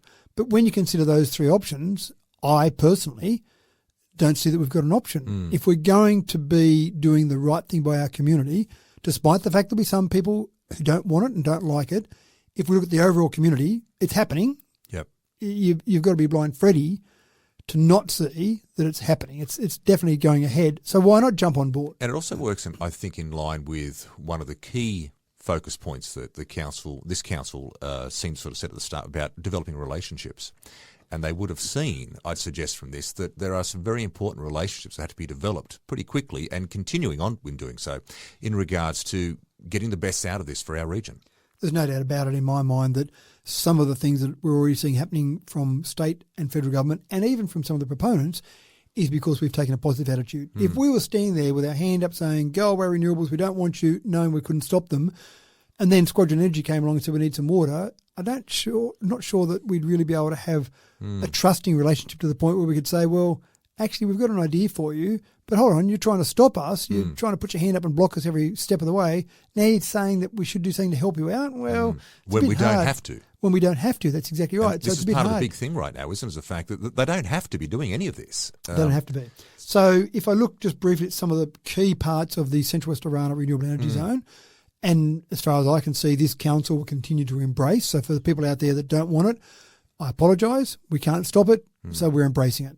So that's, at least people understand, and I'm not trying to be disingenuous or try and be everything to everyone. That's the position of this council. But we've got 37 projects at various stages going. Some of them are already underway now. They're in operation. Some of those are under construction. Some of those are still at early planning stages. But if things go according to that plan, you'll see about 37 projects. Remembering that the state government also changed the size of our RES from 3 gigawatts to 6 gigawatts.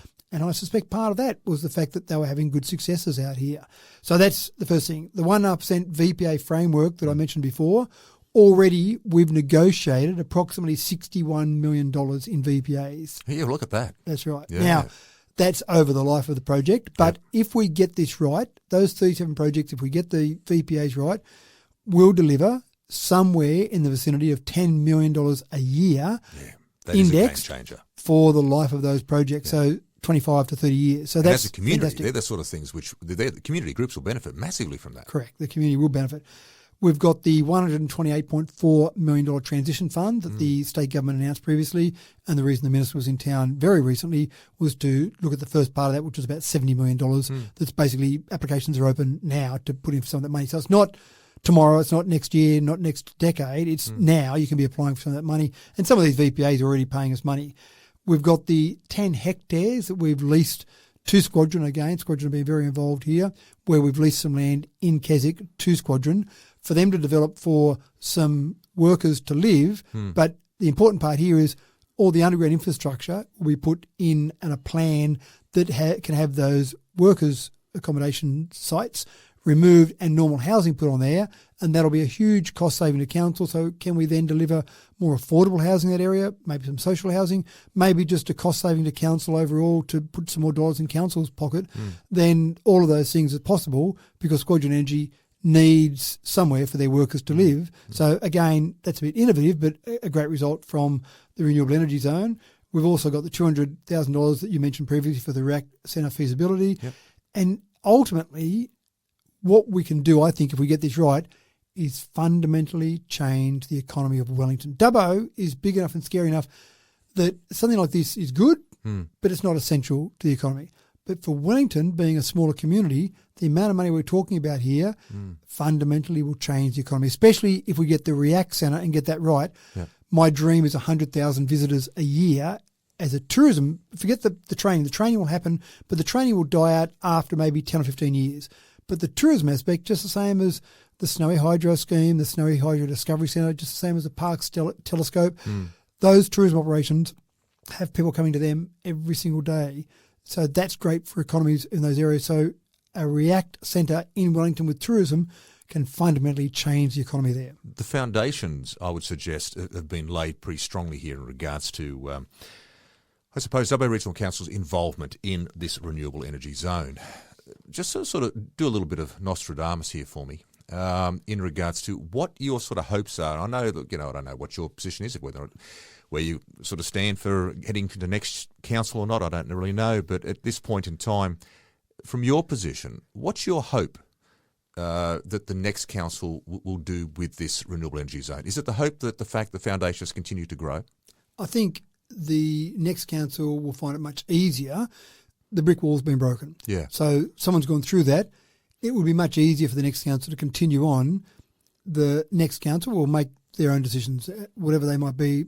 Democracy will give us 11 councillors and they'll make the decisions. But given the fact that we've got many of these pieces that have already fallen into place, the treated effluent facility, the advanced wastewater treatment there, going back and stopping that, you would have to say, why would you do that? Why would you turn down a $3.6 million facility that's going to be given to our community by an external organisation? That doesn't make sense. So they'd probably go on with that. The feasibility study for the REACT Centre, if it gets to the stage where we get some money out of the transition fund and then council needs to put in $5 million, they might say, well, no, I don't think we should do that. But if it's going to be provided by state government funding and we just need to run the project, manage the project, you'd say, well, why wouldn't you keep going ahead with that? So there's lots of things that are happening that you would think logically they would continue on with because it's already been started. The hard work's been done. It's just a matter of making sure it gets to the other end. So I hope that they continue on embracing the concept because it is good for Dubbo, but absolutely great for Wellington. Yeah, absolutely. All right, let's change tacks a little bit. Let's sort of move into major events. What have been some of the highlights of this term of council? Without a doubt, the New South Wales Touch Junior State Cup. Yes. Bringing 10,000 people to Dubbo. We got that as a one-off due to weather events in another location, but we then won the contract for the next 3 years. So we've done the first of those 3 years already, 2 more years to go on that contract. The Bowl State Championships, the first time they've taken those championships outside metro areas. Yep. They Two chose great successes, Dubbo. by the way. Oh, fantastic. Absolutely fantastic. We had the NRL South Sydney game. We had that twice, once in this term of council, and we haven't had it since, and we've talked to some other clubs, but again, the big challenge there is the amount they want to charge. You remember that South Sydney, their fee is $350,000. At the moment, the way they're travelling, maybe they'd charge less than $350,000, not sure. That's right, exactly. But that's the big question there. And the state government funding for that had cut back too, hadn't it? Is that right? We did receive money previously for that, which softened the blow. We lost a little bit of money on that. Do you keep going with those? Maybe, but having them every now and again I think is fine as well. And we've had some other discussions. We might get some trial games, we might get some competition games, but at least we've had that in this term of council. Things from an artistic perspective, Sky Castle by Ines. You remember down there outside the jail, there was the... Oh, I do remember that now. Yes, yes, that's right. A bit different. That was a well-known exhibition. Yeah. And to have something like that there, I think, again, just shows that we're not just about sport. I mentioned 3 sporting events to begin with, but we've got some other artistic pursuits as well that are major events. Yep. New South Wales Junior Rugby Championships, Cricket New South Wales Youth Championships. We get lots of those type of events where there are various organisations around the state, peak bodies sometimes, or regional organisations. Dubbo is a great place to hold those events. Lots of facilities nearby, lots of grounds, whether it be cricket or footy grounds, close to each other, lots of accommodation, easy to get to, centralised, a whole range of great reasons why you would have some of those events. And those organisers absolutely love the facilities we've got here. So even though we typically build those facilities for our residents, getting those events in, obviously, very good for us as well. One of the I suppose one of the questions I need to pose to you here is regards to during the term of council. One of the events though that seems to have dropped away is the Dream Festival. What's your take on that? Do you lament the fact the Dream Festival is gone, or do you sort of feel as though it was just inevitable, was going to happen, or is there a potential here for something else to move forward with it? Always potential for more things to happen. It really came down to the passion and the drive for a group to continue to run with that. And if I take another example of one thing that I think was successful was Motorfest. Motorfest had some people who were passionate about motor vehicles and about things driven by motors, motorbikes, motor vehicles. And so they ran with that, and they will keep running with that, hopefully for a long period of time, because they're driving it and they've got the passion. And when we look at other things like the Tamworth Country Music Festival or the Elvis Festival, other festivals, other events, sometimes they're being run by councils now, but they started off with passionate people and they really got driven by that passion, whereas Dream started off by council back a decade or so ago, a bit more than a decade ago. But again, it was started off by council forming a committee to say we really want something that's a major event. And I think it was a little bit like the example of a committee sitting around and they wanted a horse but they ended up with a camel because everyone wanted to add their little bit in. Dubbo Regional Entertainment, Arts and Music. So it had a bit for everyone, didn't it? Yeah, it was a very broad sort of topic area. That's right. Whereas the Elvis Festival says we don't want Michael Jackson here. We don't want Dolly Parton. We want Elvis. The Tamworth Country Music Festival is country music. We don't want rock and roll here. We don't want that new fandangled rap stuff. We want country music here. Yeah. So I think sometimes you can try and be everything to everyone and then you're nothing to anyone. So in the case of Dream, maybe it had started with that idea. Maybe it had morphed and changed a bit. Were you struggling to get community members being involved in the committee as well? Was that part of the problem? Absolutely. There were people who felt like they were burnt out. It's a lot of work. Being a volunteer on a volunteer committee is a lot of Having work. done a lot of that sort of stuff over the years, it's a huge, huge emotional and mental strain, So with that in mind, yes, they said, Council, can you please take it over? But it's not really our job to run an event like that, certainly at the size that it was at. So, yes, it's a shame. But again, we've got to look at the way we spend our dollars and the best outcome. And there were lots of other events maybe we could use some of that money in, which is exactly the decision by council to maybe use some of that money in other areas. So Dream, maybe it'll come back, maybe it won't. But because there was $50,000 was given every year to Dream, was that right? $40,000 to Dream to run that event, but it had other costs as well, especially when staff were involved running it. Yeah. And that's now moved to a broader area, isn't that right, of funding? Essentially, we've got different pools, and that's one thing we're working on is consolidating all of those. But essentially, that money can be used for other events in other more strategic ways rather than just on Dream. Yeah. So the money's not lost to the community, it's just redirected, if you like. Any other major events you want to talk about? Yeah, sure. Certainly. One I thought was fantastic was the Aerial Firefighting Asia Pacific Conference. Oh. This is a conference that was held in 3 locations: Athens. Oh, I do remember. Yes. Seattle. Yes. And Dubbo. There's the T-shirt. You don't normally see those 3 together, do you? So, again, it gives you an idea of how good Dubbo is for conferences. I was saying to someone this morning, they were talking about a conference they wanted to bring to Dubbo, and I said, I think the sweet spot for Dubbo is conferences of around the 100 to 300 people. When you get above 500 in Dubbo, you start to struggle with somewhere to host that conference, some facility, and accommodation might be a bit tight. You can do it, and we've certainly had a conference here, a council conference way back in about 2013. Right. That was large, that was around the 700 or thereabouts. So you can do it, but it's a difficult concept. And if it's below 100 regularly, well, it's probably not adding much to the economy. But that 100 to 300, we get lots of those conferences. And that one there, I spoke to some people at the function. I went along to welcome people to Dubbo and just where were they from? And they were from all over the world. Yeah, we had people from the UK, we had people from America, we had people from around the country. Putting Dubbo on the world map. Absolutely right. And the other one I wanted to mention was, as a major event, was the Archibald Finalists exhibition. Oh, yes. I've seen the full Archibald Finalists exhibition, I think 4 times in my life. Yep. And all 4 times have been here in Dubbo. So again, it's that cultural difference. We've got a cultural landscape now, I think, on Dubbo. And so we've got sporting, but we've also got other parts of it as well. Just on that, is it coming back again this year here? Did I this see year. something about that somewhere? No, we've got the bald Archies at the moment. Oh, that must be what I saw. Okay, which again is another great exhibition. But we get some great exhibitions coming through our cultural centre. But Yeah. in terms of the Archibalds, it's probably hard to think of any other art prize that people would know better than the Archibald Prize. So having the full finalists there, and of course some of the people featured, Samuel Johnson was featured in that, so he came and visited Dubbo for a whole range of reasons, but also to go along there. And I remember talking to him there, standing in front of his portrait, which was obviously quite nice for him. Yep. But again, Archibald's, what a great thing. So we have had a lot of events over this term of council, and we've worked hard to make sure we keep getting those events, and we don't want to pay money. In fact, the Bowls is a classic one. The initial offer from Bowls came, could you give us, I can't remember the number, but it might have been $60,000, $80,000 thereabouts, to bring the championships to Dubbo. And my first reaction was no, that's not appropriate, but let's see how we can still secure the championships and not pay that kind of money out. So I used some of the relationships we've got, the 3 Bowls clubs that I knew were going to gain huge benefits from it in terms of people using their clubs, using the bar, etc. Let's talk to them. Let's get them to put in some of that money. So in the end, we got $15,000 from each of those 3 clubs, and then we put in a little bit, but nowhere near what we're asked to do. Because again, they were getting the clubs will get more of a benefit than council. So let's use that. Same with Touch. The bid we put in for the Touch, there were some councils that were throwing $100,000 at New South Wales Touch.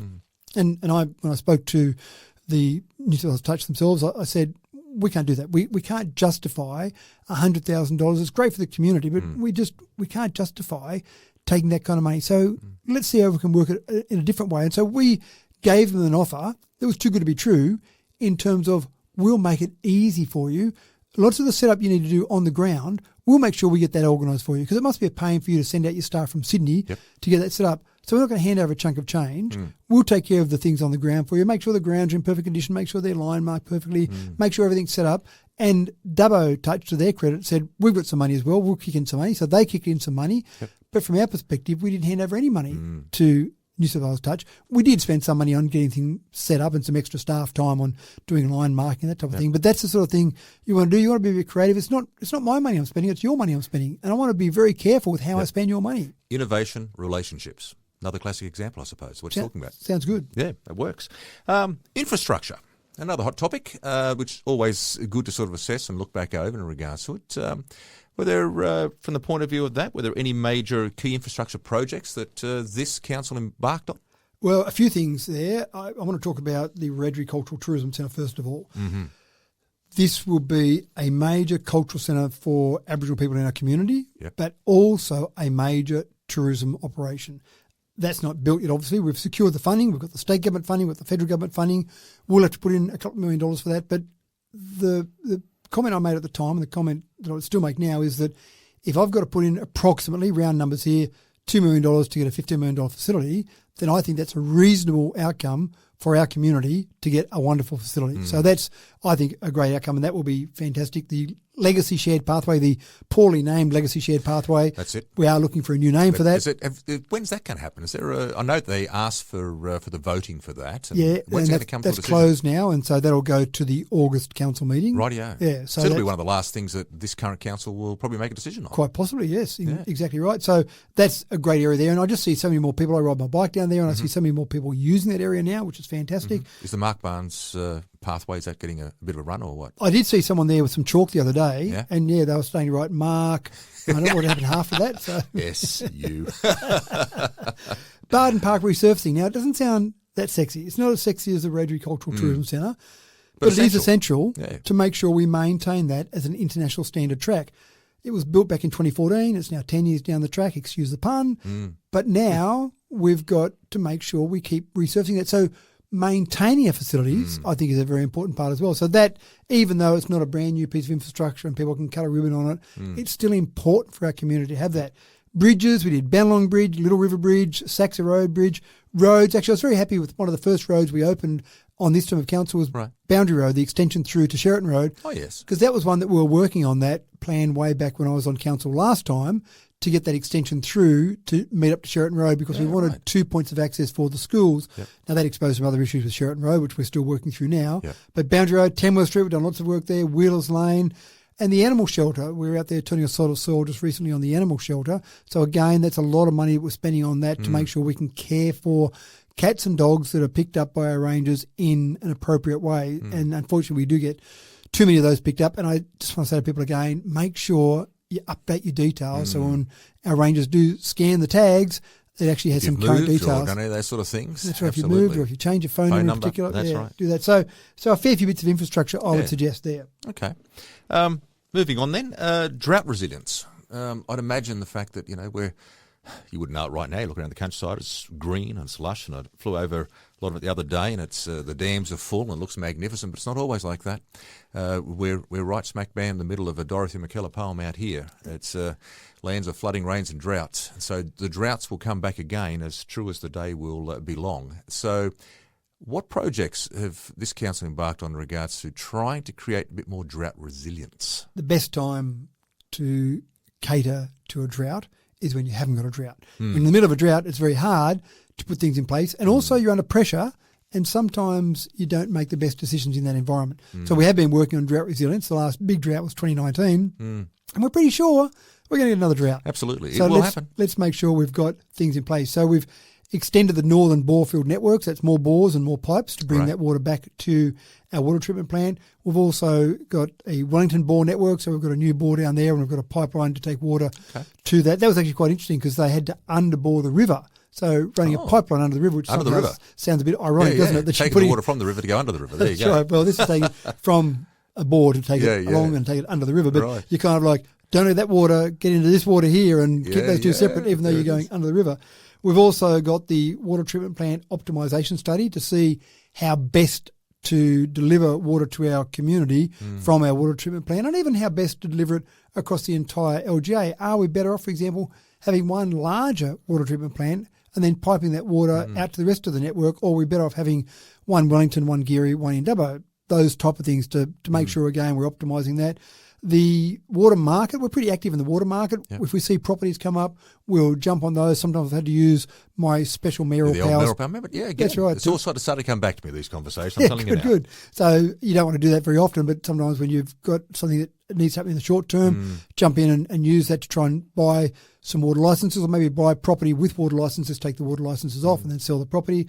So that's been one thing. We mentioned the advanced wastewater treatment facility, which again will help us with our potable water because we'll have more water for our fields, which will mean less water we need to use as potable water, so more potable water.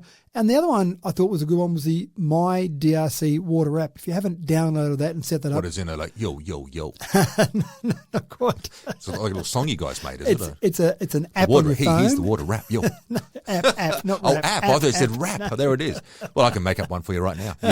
I know you love your limericks, but I can go to rap. Here we go. So that's fantastic to allow people to monitor on a daily basis how much water they're actually using, and then change their behaviour, or it might help them identify if they've got a leak on their property, for example. Right. I don't remember that discussion. So you can download an app, can you? You can download an app. You can look at it on a computer as well, or download an app. I've got it here, and I've actually got mine set up here for my house with very low thresholds, so I get warnings come through each day almost to say, oh, you've used too much water. Now, I haven't, but I put low threshold deliberately, so you can set those thresholds just to see those alerts, see them come through and see what that looks like. Yeah, right. But the old thing is that if you treasure it, then measure it. So if you're worried about how much water you're using, then the first thing you do is you measure it, have a look at it. And then once you look at it, you can change that behaviour. You can say to the kids, look, I'm going to get one of those. 10 minutes in the shower's too long. Look what happened to the water yesterday. Yeah. My daughter, hello. That's right. See what I'm saying? There you go. There's the figures right there. You only get it once a day, so you can't monitor it. But you could probably get away with a bluff there and say to your daughter, I just looked at the water app you just used. That last 15, or should I say 1 hour and 15 minutes. That's right. So I think some of those things have been very important for that drought resilience going forward. The next drought that comes along, we'll be in a much better position than we were last time. That's great to hear. All right, so next one, housing. Now, housing is a significant issue. It's currently a significant issue. It will continue to be a significant issue, I would suggest, as well for the next council. Look, we're not in the business of buying homes and renting out homes as a council, but what has council done, though, to actually maybe to help out in this area? it is something that's a tricky one because you're right, we don't build housing. We don't go and build and rent out housing or build and sell housing. And we've got a report that went through to council that talked about the fact that we're going to have a need for approximately 6,000 construction workers over the next 7 years. So apart from normal growth, then there's also the growth of those extra construction workers, which will be short term. So we've got to have some solutions for all of that. One thing that we did was we secured $9.23 million in an accelerated infrastructure fund for the Northwest Precinct to build some of the basic infrastructure through there to bring that land on quicker. So that was pretty important. So that's all moving ahead? all moving ahead very quickly, actually. Yeah, right. And that whole Northwest Precinct, we've done some accelerated planning on that. So we've done planning much faster than we would normally do because we know that land will be really important, bring that on as soon as possible. And that's not all council land. That's owned by a range of different developers, including council. But just getting the planning for that done is incredibly important. We also got $1.26 million from the federal government for strategies, two strategies. One is an overall housing strategy and the other one is specifically the Northwest Precinct. So again, we don't play the job of building housing, but if we don't get our strategies right, the right zoning, the right layout for areas, then it's not going to be conducive to developers wanting to develop that land further and builders wanting to build on it. So we need to get that right. And in my opinion, a good council does plan 5, 10, 20 years down the track with some of those strategies. The new Dubbo Bridge intersection, this was a decision made by council, which wasn't one that we loved, but it just made so much sense. We've got the new Dubbo Bridge being constructed. We have a main road that will feed off that highway into the Northwest Precinct. We won't need that road for a period of time. But the best time to do that is now under construction because you can do it as all part of it. If we wait till that is all finished and then we say, right, we need to do this intersection on the new Dubbo Bridge, then it's much more expensive to keep all the traffic controls in place and try and join some intersection onto that bridge. But it would be down the track. So we could spend the money down the track, not today, but it would be more money we'd be spending. This council made a very sensible decision, in my opinion, where we said, no, we know that it's going to be cheaper to do it now. We don't love the impact on our budget today because everyone would rather spend the money tomorrow rather than today, but it's sensible to do it now because under construction, it'll be done much cheaper. And through the state government, the contractor Abergeldy was just issued a modification, so a contract alteration, if you like, to do that rather than going out to a full-blown external separate tender. Abergeldy's there, they've got their construction workers there, they've got contract prices, so they can do that as a contract alteration. So that all made sense, even though I'd rather not pay the money today. It does make sense, big picture. We've got Keswick release with auction. Now, here's one of those things I talked about with the community trust. We had over 50 blocks of land released in Keswick. We wanted to get them on the market as quick as possible. The market was hot.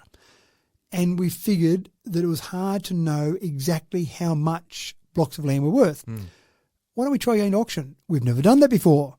Well, an untrustworthy council with no community trust, wanting to be conservative, would say, how did we sell blocks of land last time? We'll just do it the same way. But this council said, no, let's try auction. A, we'll get true market value. At an auction, you find out what people are prepared to pay. B, we think they're so hot at the moment that maybe we'll get a bit more money, which will be good for council to put that in the council coffers. As it turned out, it wasn't a great success. And I don't think it was the wrong decision. I think it was good to try that and try to do something a little bit different.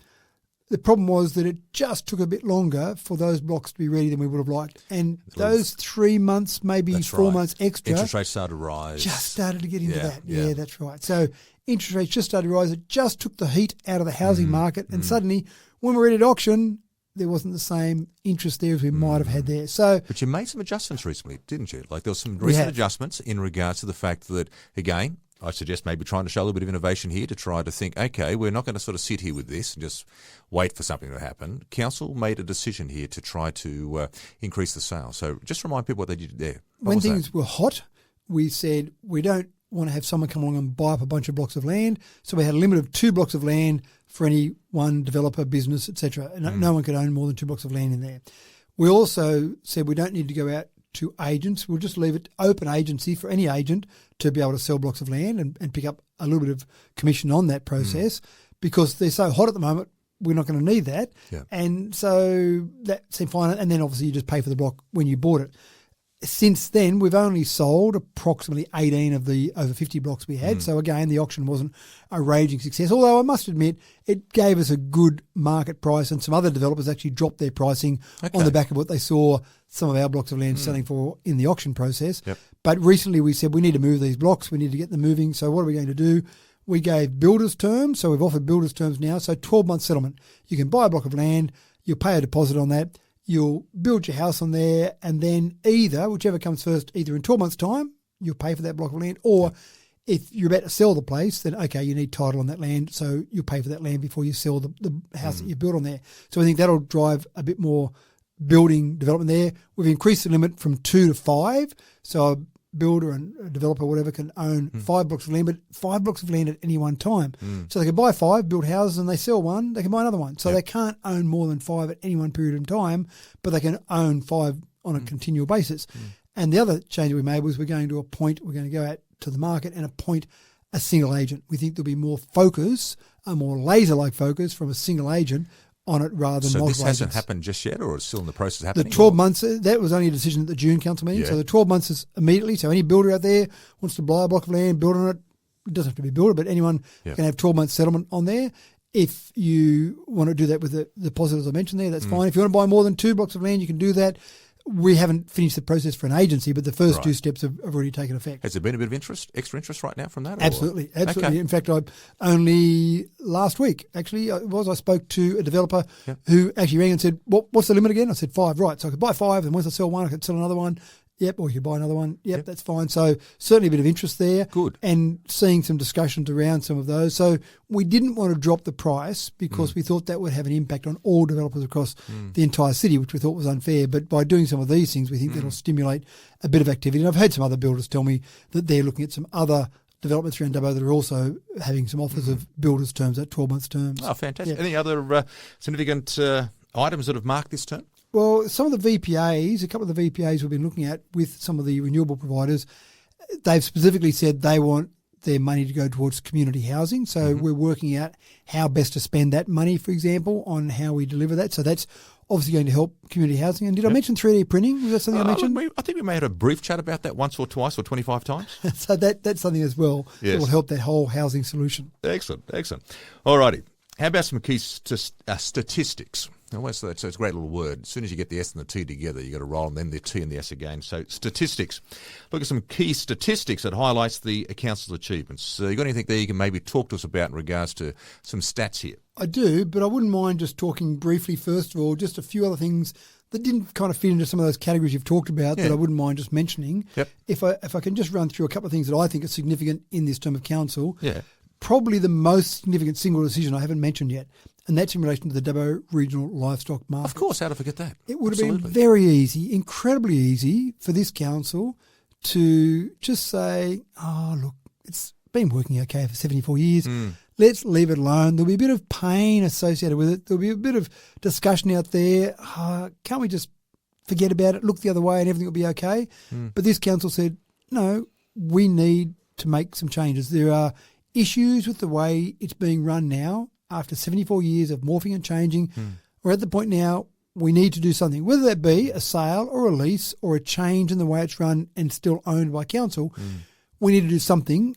And again, councillors took a fair bit of flack over that process, but they stuck true to the course. And again, at any stage during that process, it could have been a council come forward and say, no, let's stop this. I'm going to put a rescission motion in, stop all this now. All this silliness, let's just make it all go away. It's too painful. Would you say it was one of the most painful decisions the council had to make?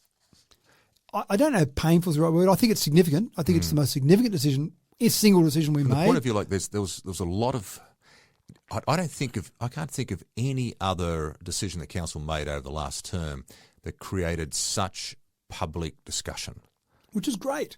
It was, yeah. But there was a lot of discussion, but there was also a lot of finger pointing. There was a lot of aggressive commentary as well, which wasn't so great.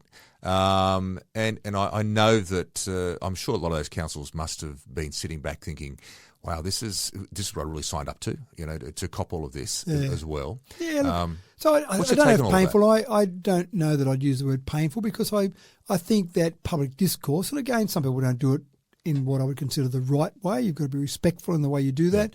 and that didn't always happen. But I don't think I'd use the word painful. I actually quite enjoy when there's public discussion about any topic. Hopefully, with that good public discussion, you get the best outcome. And I think the outcome we got was the best outcome.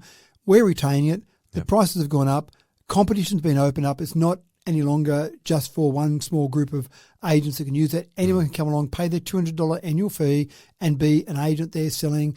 And I think that's better overall. And again, it'll stop that subsidy from the community. So I think it's a great outcome. And that happened because we had lots of public discussion along the way. You know, there's a word transparency here. And I know that there's been some, in the recent week, there was some discussion. I'm not going to talk about the current sort of scenario and things, but it's probably worthwhile mentioning that the whole issue of transparency, there's some accusations being thrown around that council wasn't being transparent in regards to the releasing of, what their personal finances were in regards to what the allocations were for funding for each individual council during the week.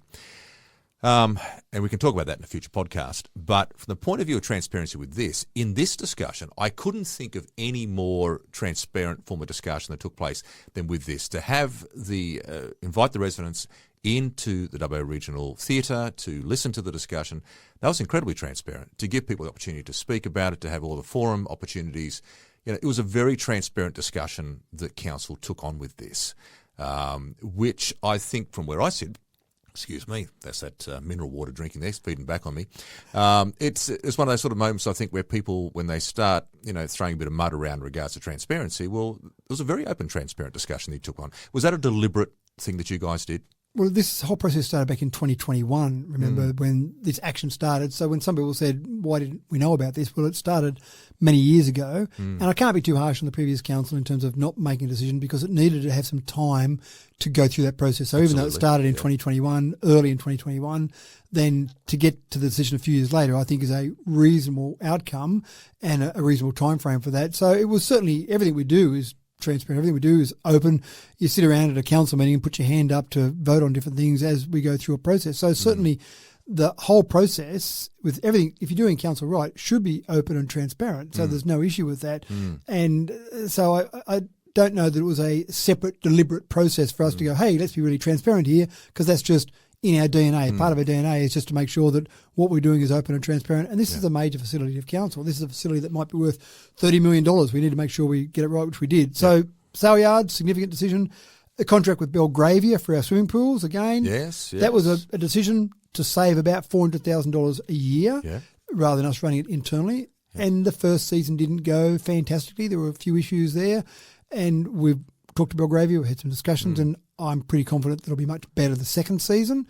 Let's see how that goes. But just because things didn't happen correctly the first time doesn't mean the decision was wrong. The execution might have been less than perfect, but the decision to save $400,000 a year, we're trying to stop putting rates up above normal rate pegging rates. So to do that, we need to be looking for savings everywhere, whether that be no more subsidies from the community to the sale yards, whether that be saving money in the swimming pool. Everywhere we can see we can save money, let's see if we can do that.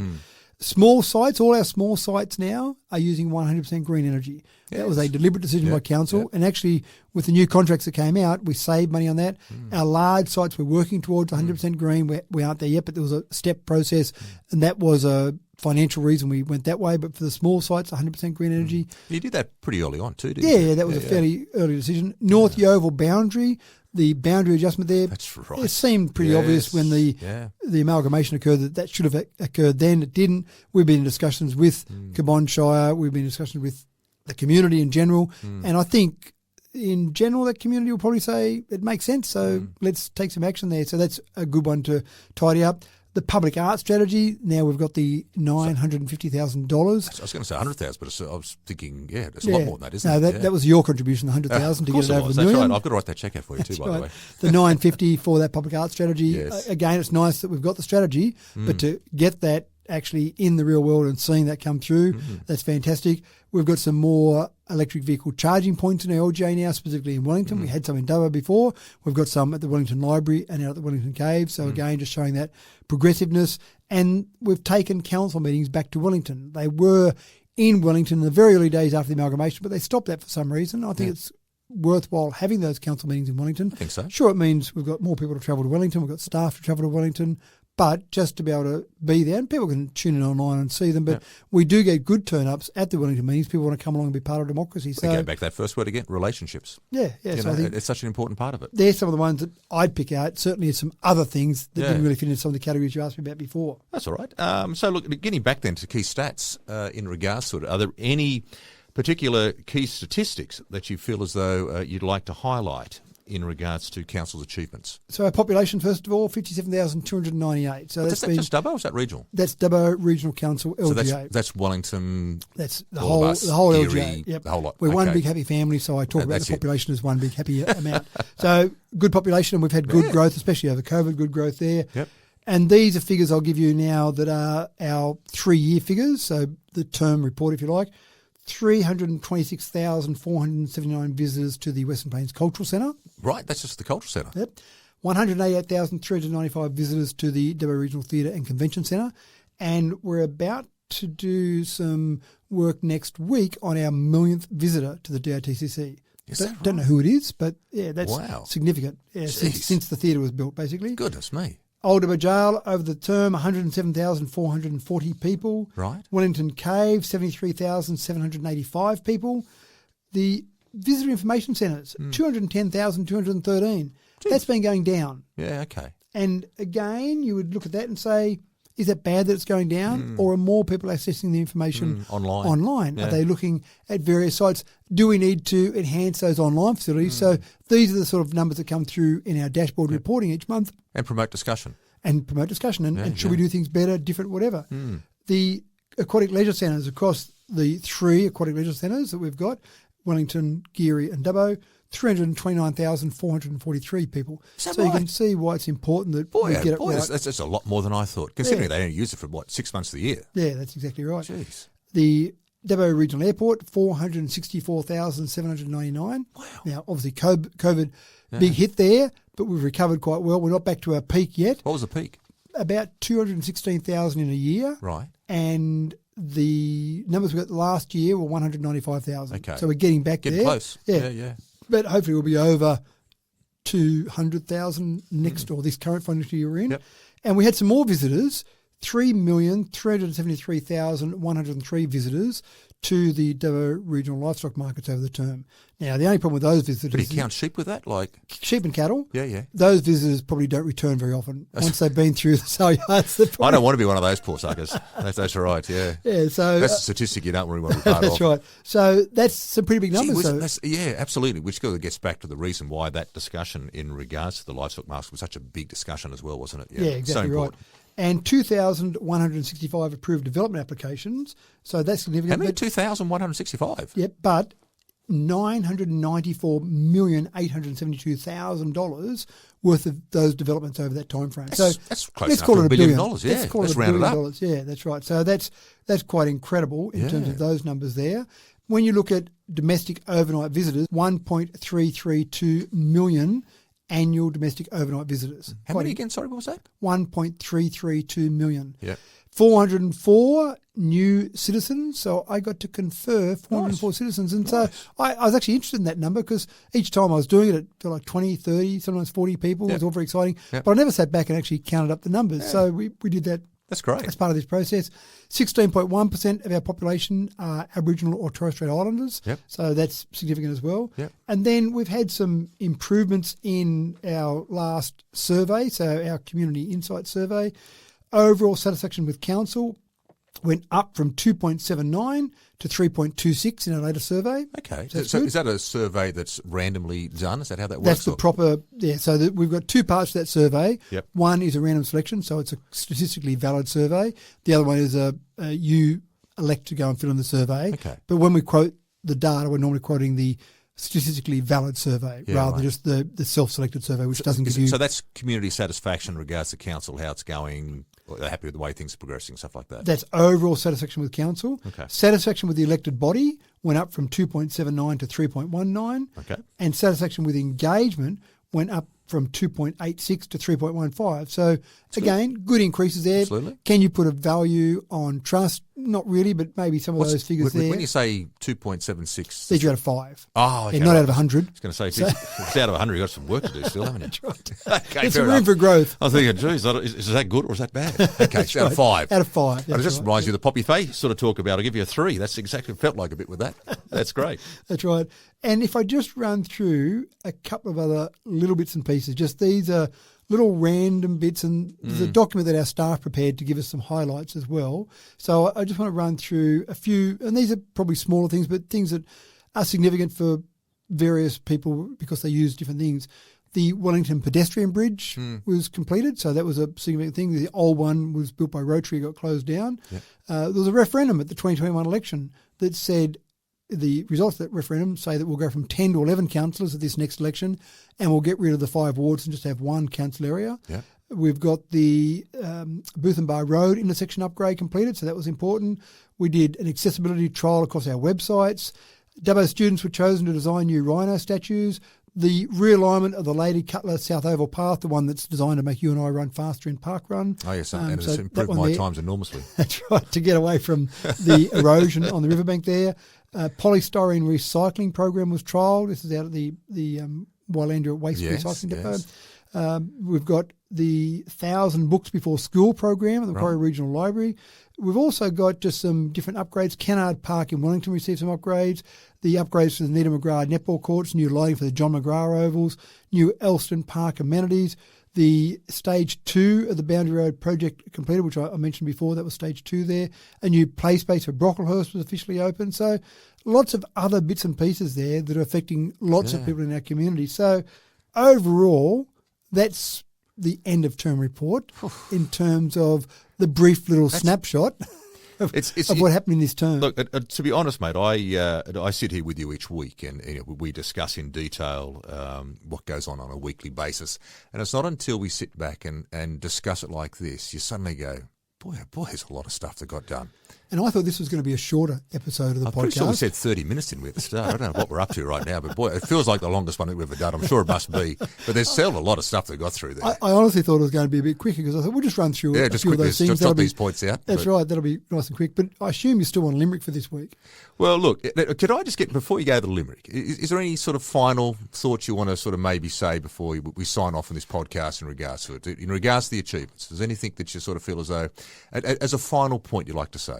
Well, I think the most important part is to look at the contribution made by our councillors, look at the contribution made by our staff. Obviously, it's all well and good for us to sit around at a council meeting. Yeah. We put our hands up, we vote a certain way, and then someone's got to do it. Yeah. We're not out there doing the doing work. We've got our staff to actually do that. So I think our staff are exceptional. We've got a wonderful team of staff. The CEO, Murray Wood, we've had the one CEO the whole term, as I mentioned before. He does a fantastic job, but he's got a lot of staff, and it's a bigger council now than the last council I was involved with. So that's a challenge for anyone. The more staff you employ, then the bigger that challenge is. But I really want to say thank you to all of, not just the staff, but all of the councillors for the effort and the work they put in. I even agree with all the councillors and everything that we've done throughout the term of council, and I'd be disappointed if I did agree with everything that happened, because that would seem like it was a bit fake or wasn't a great democratically elected group of people, because you want diversity, you want different ideas. But I think the group as a whole has made bold, courageous decisions when they've needed to, not for the sake of it, when they've needed to. We've had people bring different viewpoints, different ideas, different things forward. Everyone's been able to have their voice, and that's been really important to make sure that all of the councils feel like they can contribute, and I think they all have contributed in a range of different ways. So thank you to all of those councillors, all of the councillors who've gone there. It's been a great term, and I wouldn't replace any of those councillors with anyone else, apart from you. Obviously, I'd add you as the number 11 councillor, or the AI councillor, the number 11 AI councillor that we had for our April Fool's Day. But I wouldn't replace any of them. I think they've all contributed in their own different ways, which has been fantastic. And most importantly, thank you to the community, because the community elected this group and then gave us the responsibility to be custodians of council over this term of council.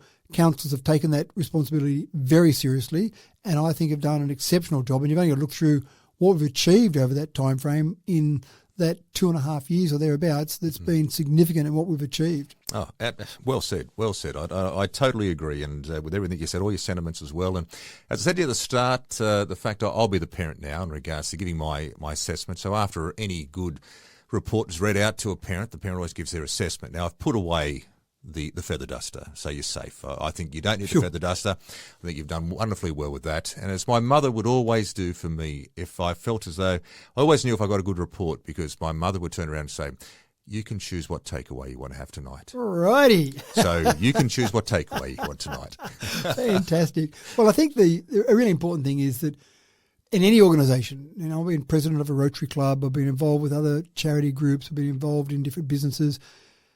Whatever you're involved with, you feel like you want to hand the business, the organisation, the group over to the next group in a better position than you received it. And I think there's no doubt about it in my mind that we're going to hand over an organisation that's in better shape than we received it. Yes. And if you can do that every time, then the organisation keeps growing. So I think we're handing it over in a better state, a better position. And I think the next group can definitely build on that. We had a lot of looking over our shoulder in the first part of council, kicking over those rocks, as I mentioned before. But the next group won't need to do that. They can just forge ahead. Yeah. Things are in place. Things are running well. Things are running smoothly. There hasn't been upheaval, turmoil, good stability, good reliability, consistency. Wow, they can do some fantastic things. So we've done the work that needed to be done, and now they can really capitalise on that. Yes, I think absolutely. I think so. Well done, Matt. It's a great report. I thoroughly enjoyed going back over and reminiscing over all those wonderful things that the council achieved this year. And congratulations, everybody involved, I think, is well worth, as you've already said. So, you mentioned earlier the fact that it's time for the Limerick of the Week. As I said, I'm not quite sure how long this podcast has gone for. It's a very good one. It's a long one. Thank you for everyone who's stayed around to listen to the rest of the whole of the podcast, because, of course, you're now time for the Limerick of the Week. It's now over to you. So what have you chosen? Because, boy, oh boy, there's a lot of things you could have gone through. Maybe we should have just had a Limerick to summarise, because I'm going to try and summarise that entire year, 3 years. Is that going to save nearly 2 hours of work? I know, right. Exactly right. You should have done the Limerick first and said that was That's right. Thank you, folks. That's it. And it's been a good one. So here goes an attempt to summarise our term of council in one normalish length Limerick. Here goes. With turmoil our term did commence, but we acted with purpose and sense. With projects on track and trust coming back, Dubbo's future is now quite immense. That's well done. You did very, very well. As I said, maybe we should have turned around and just simply have gone, let's go with the Limerick of the Week. That's right. Well, folks, I really do hope you've enjoyed our reflection on our end-of-term report here, and that you've picked up lots and lots of wonderful stuff that this council has achieved. Until next week, take care. Straight from the mayor's mouth with Matthew Dickerson from Dubbo Regional Council.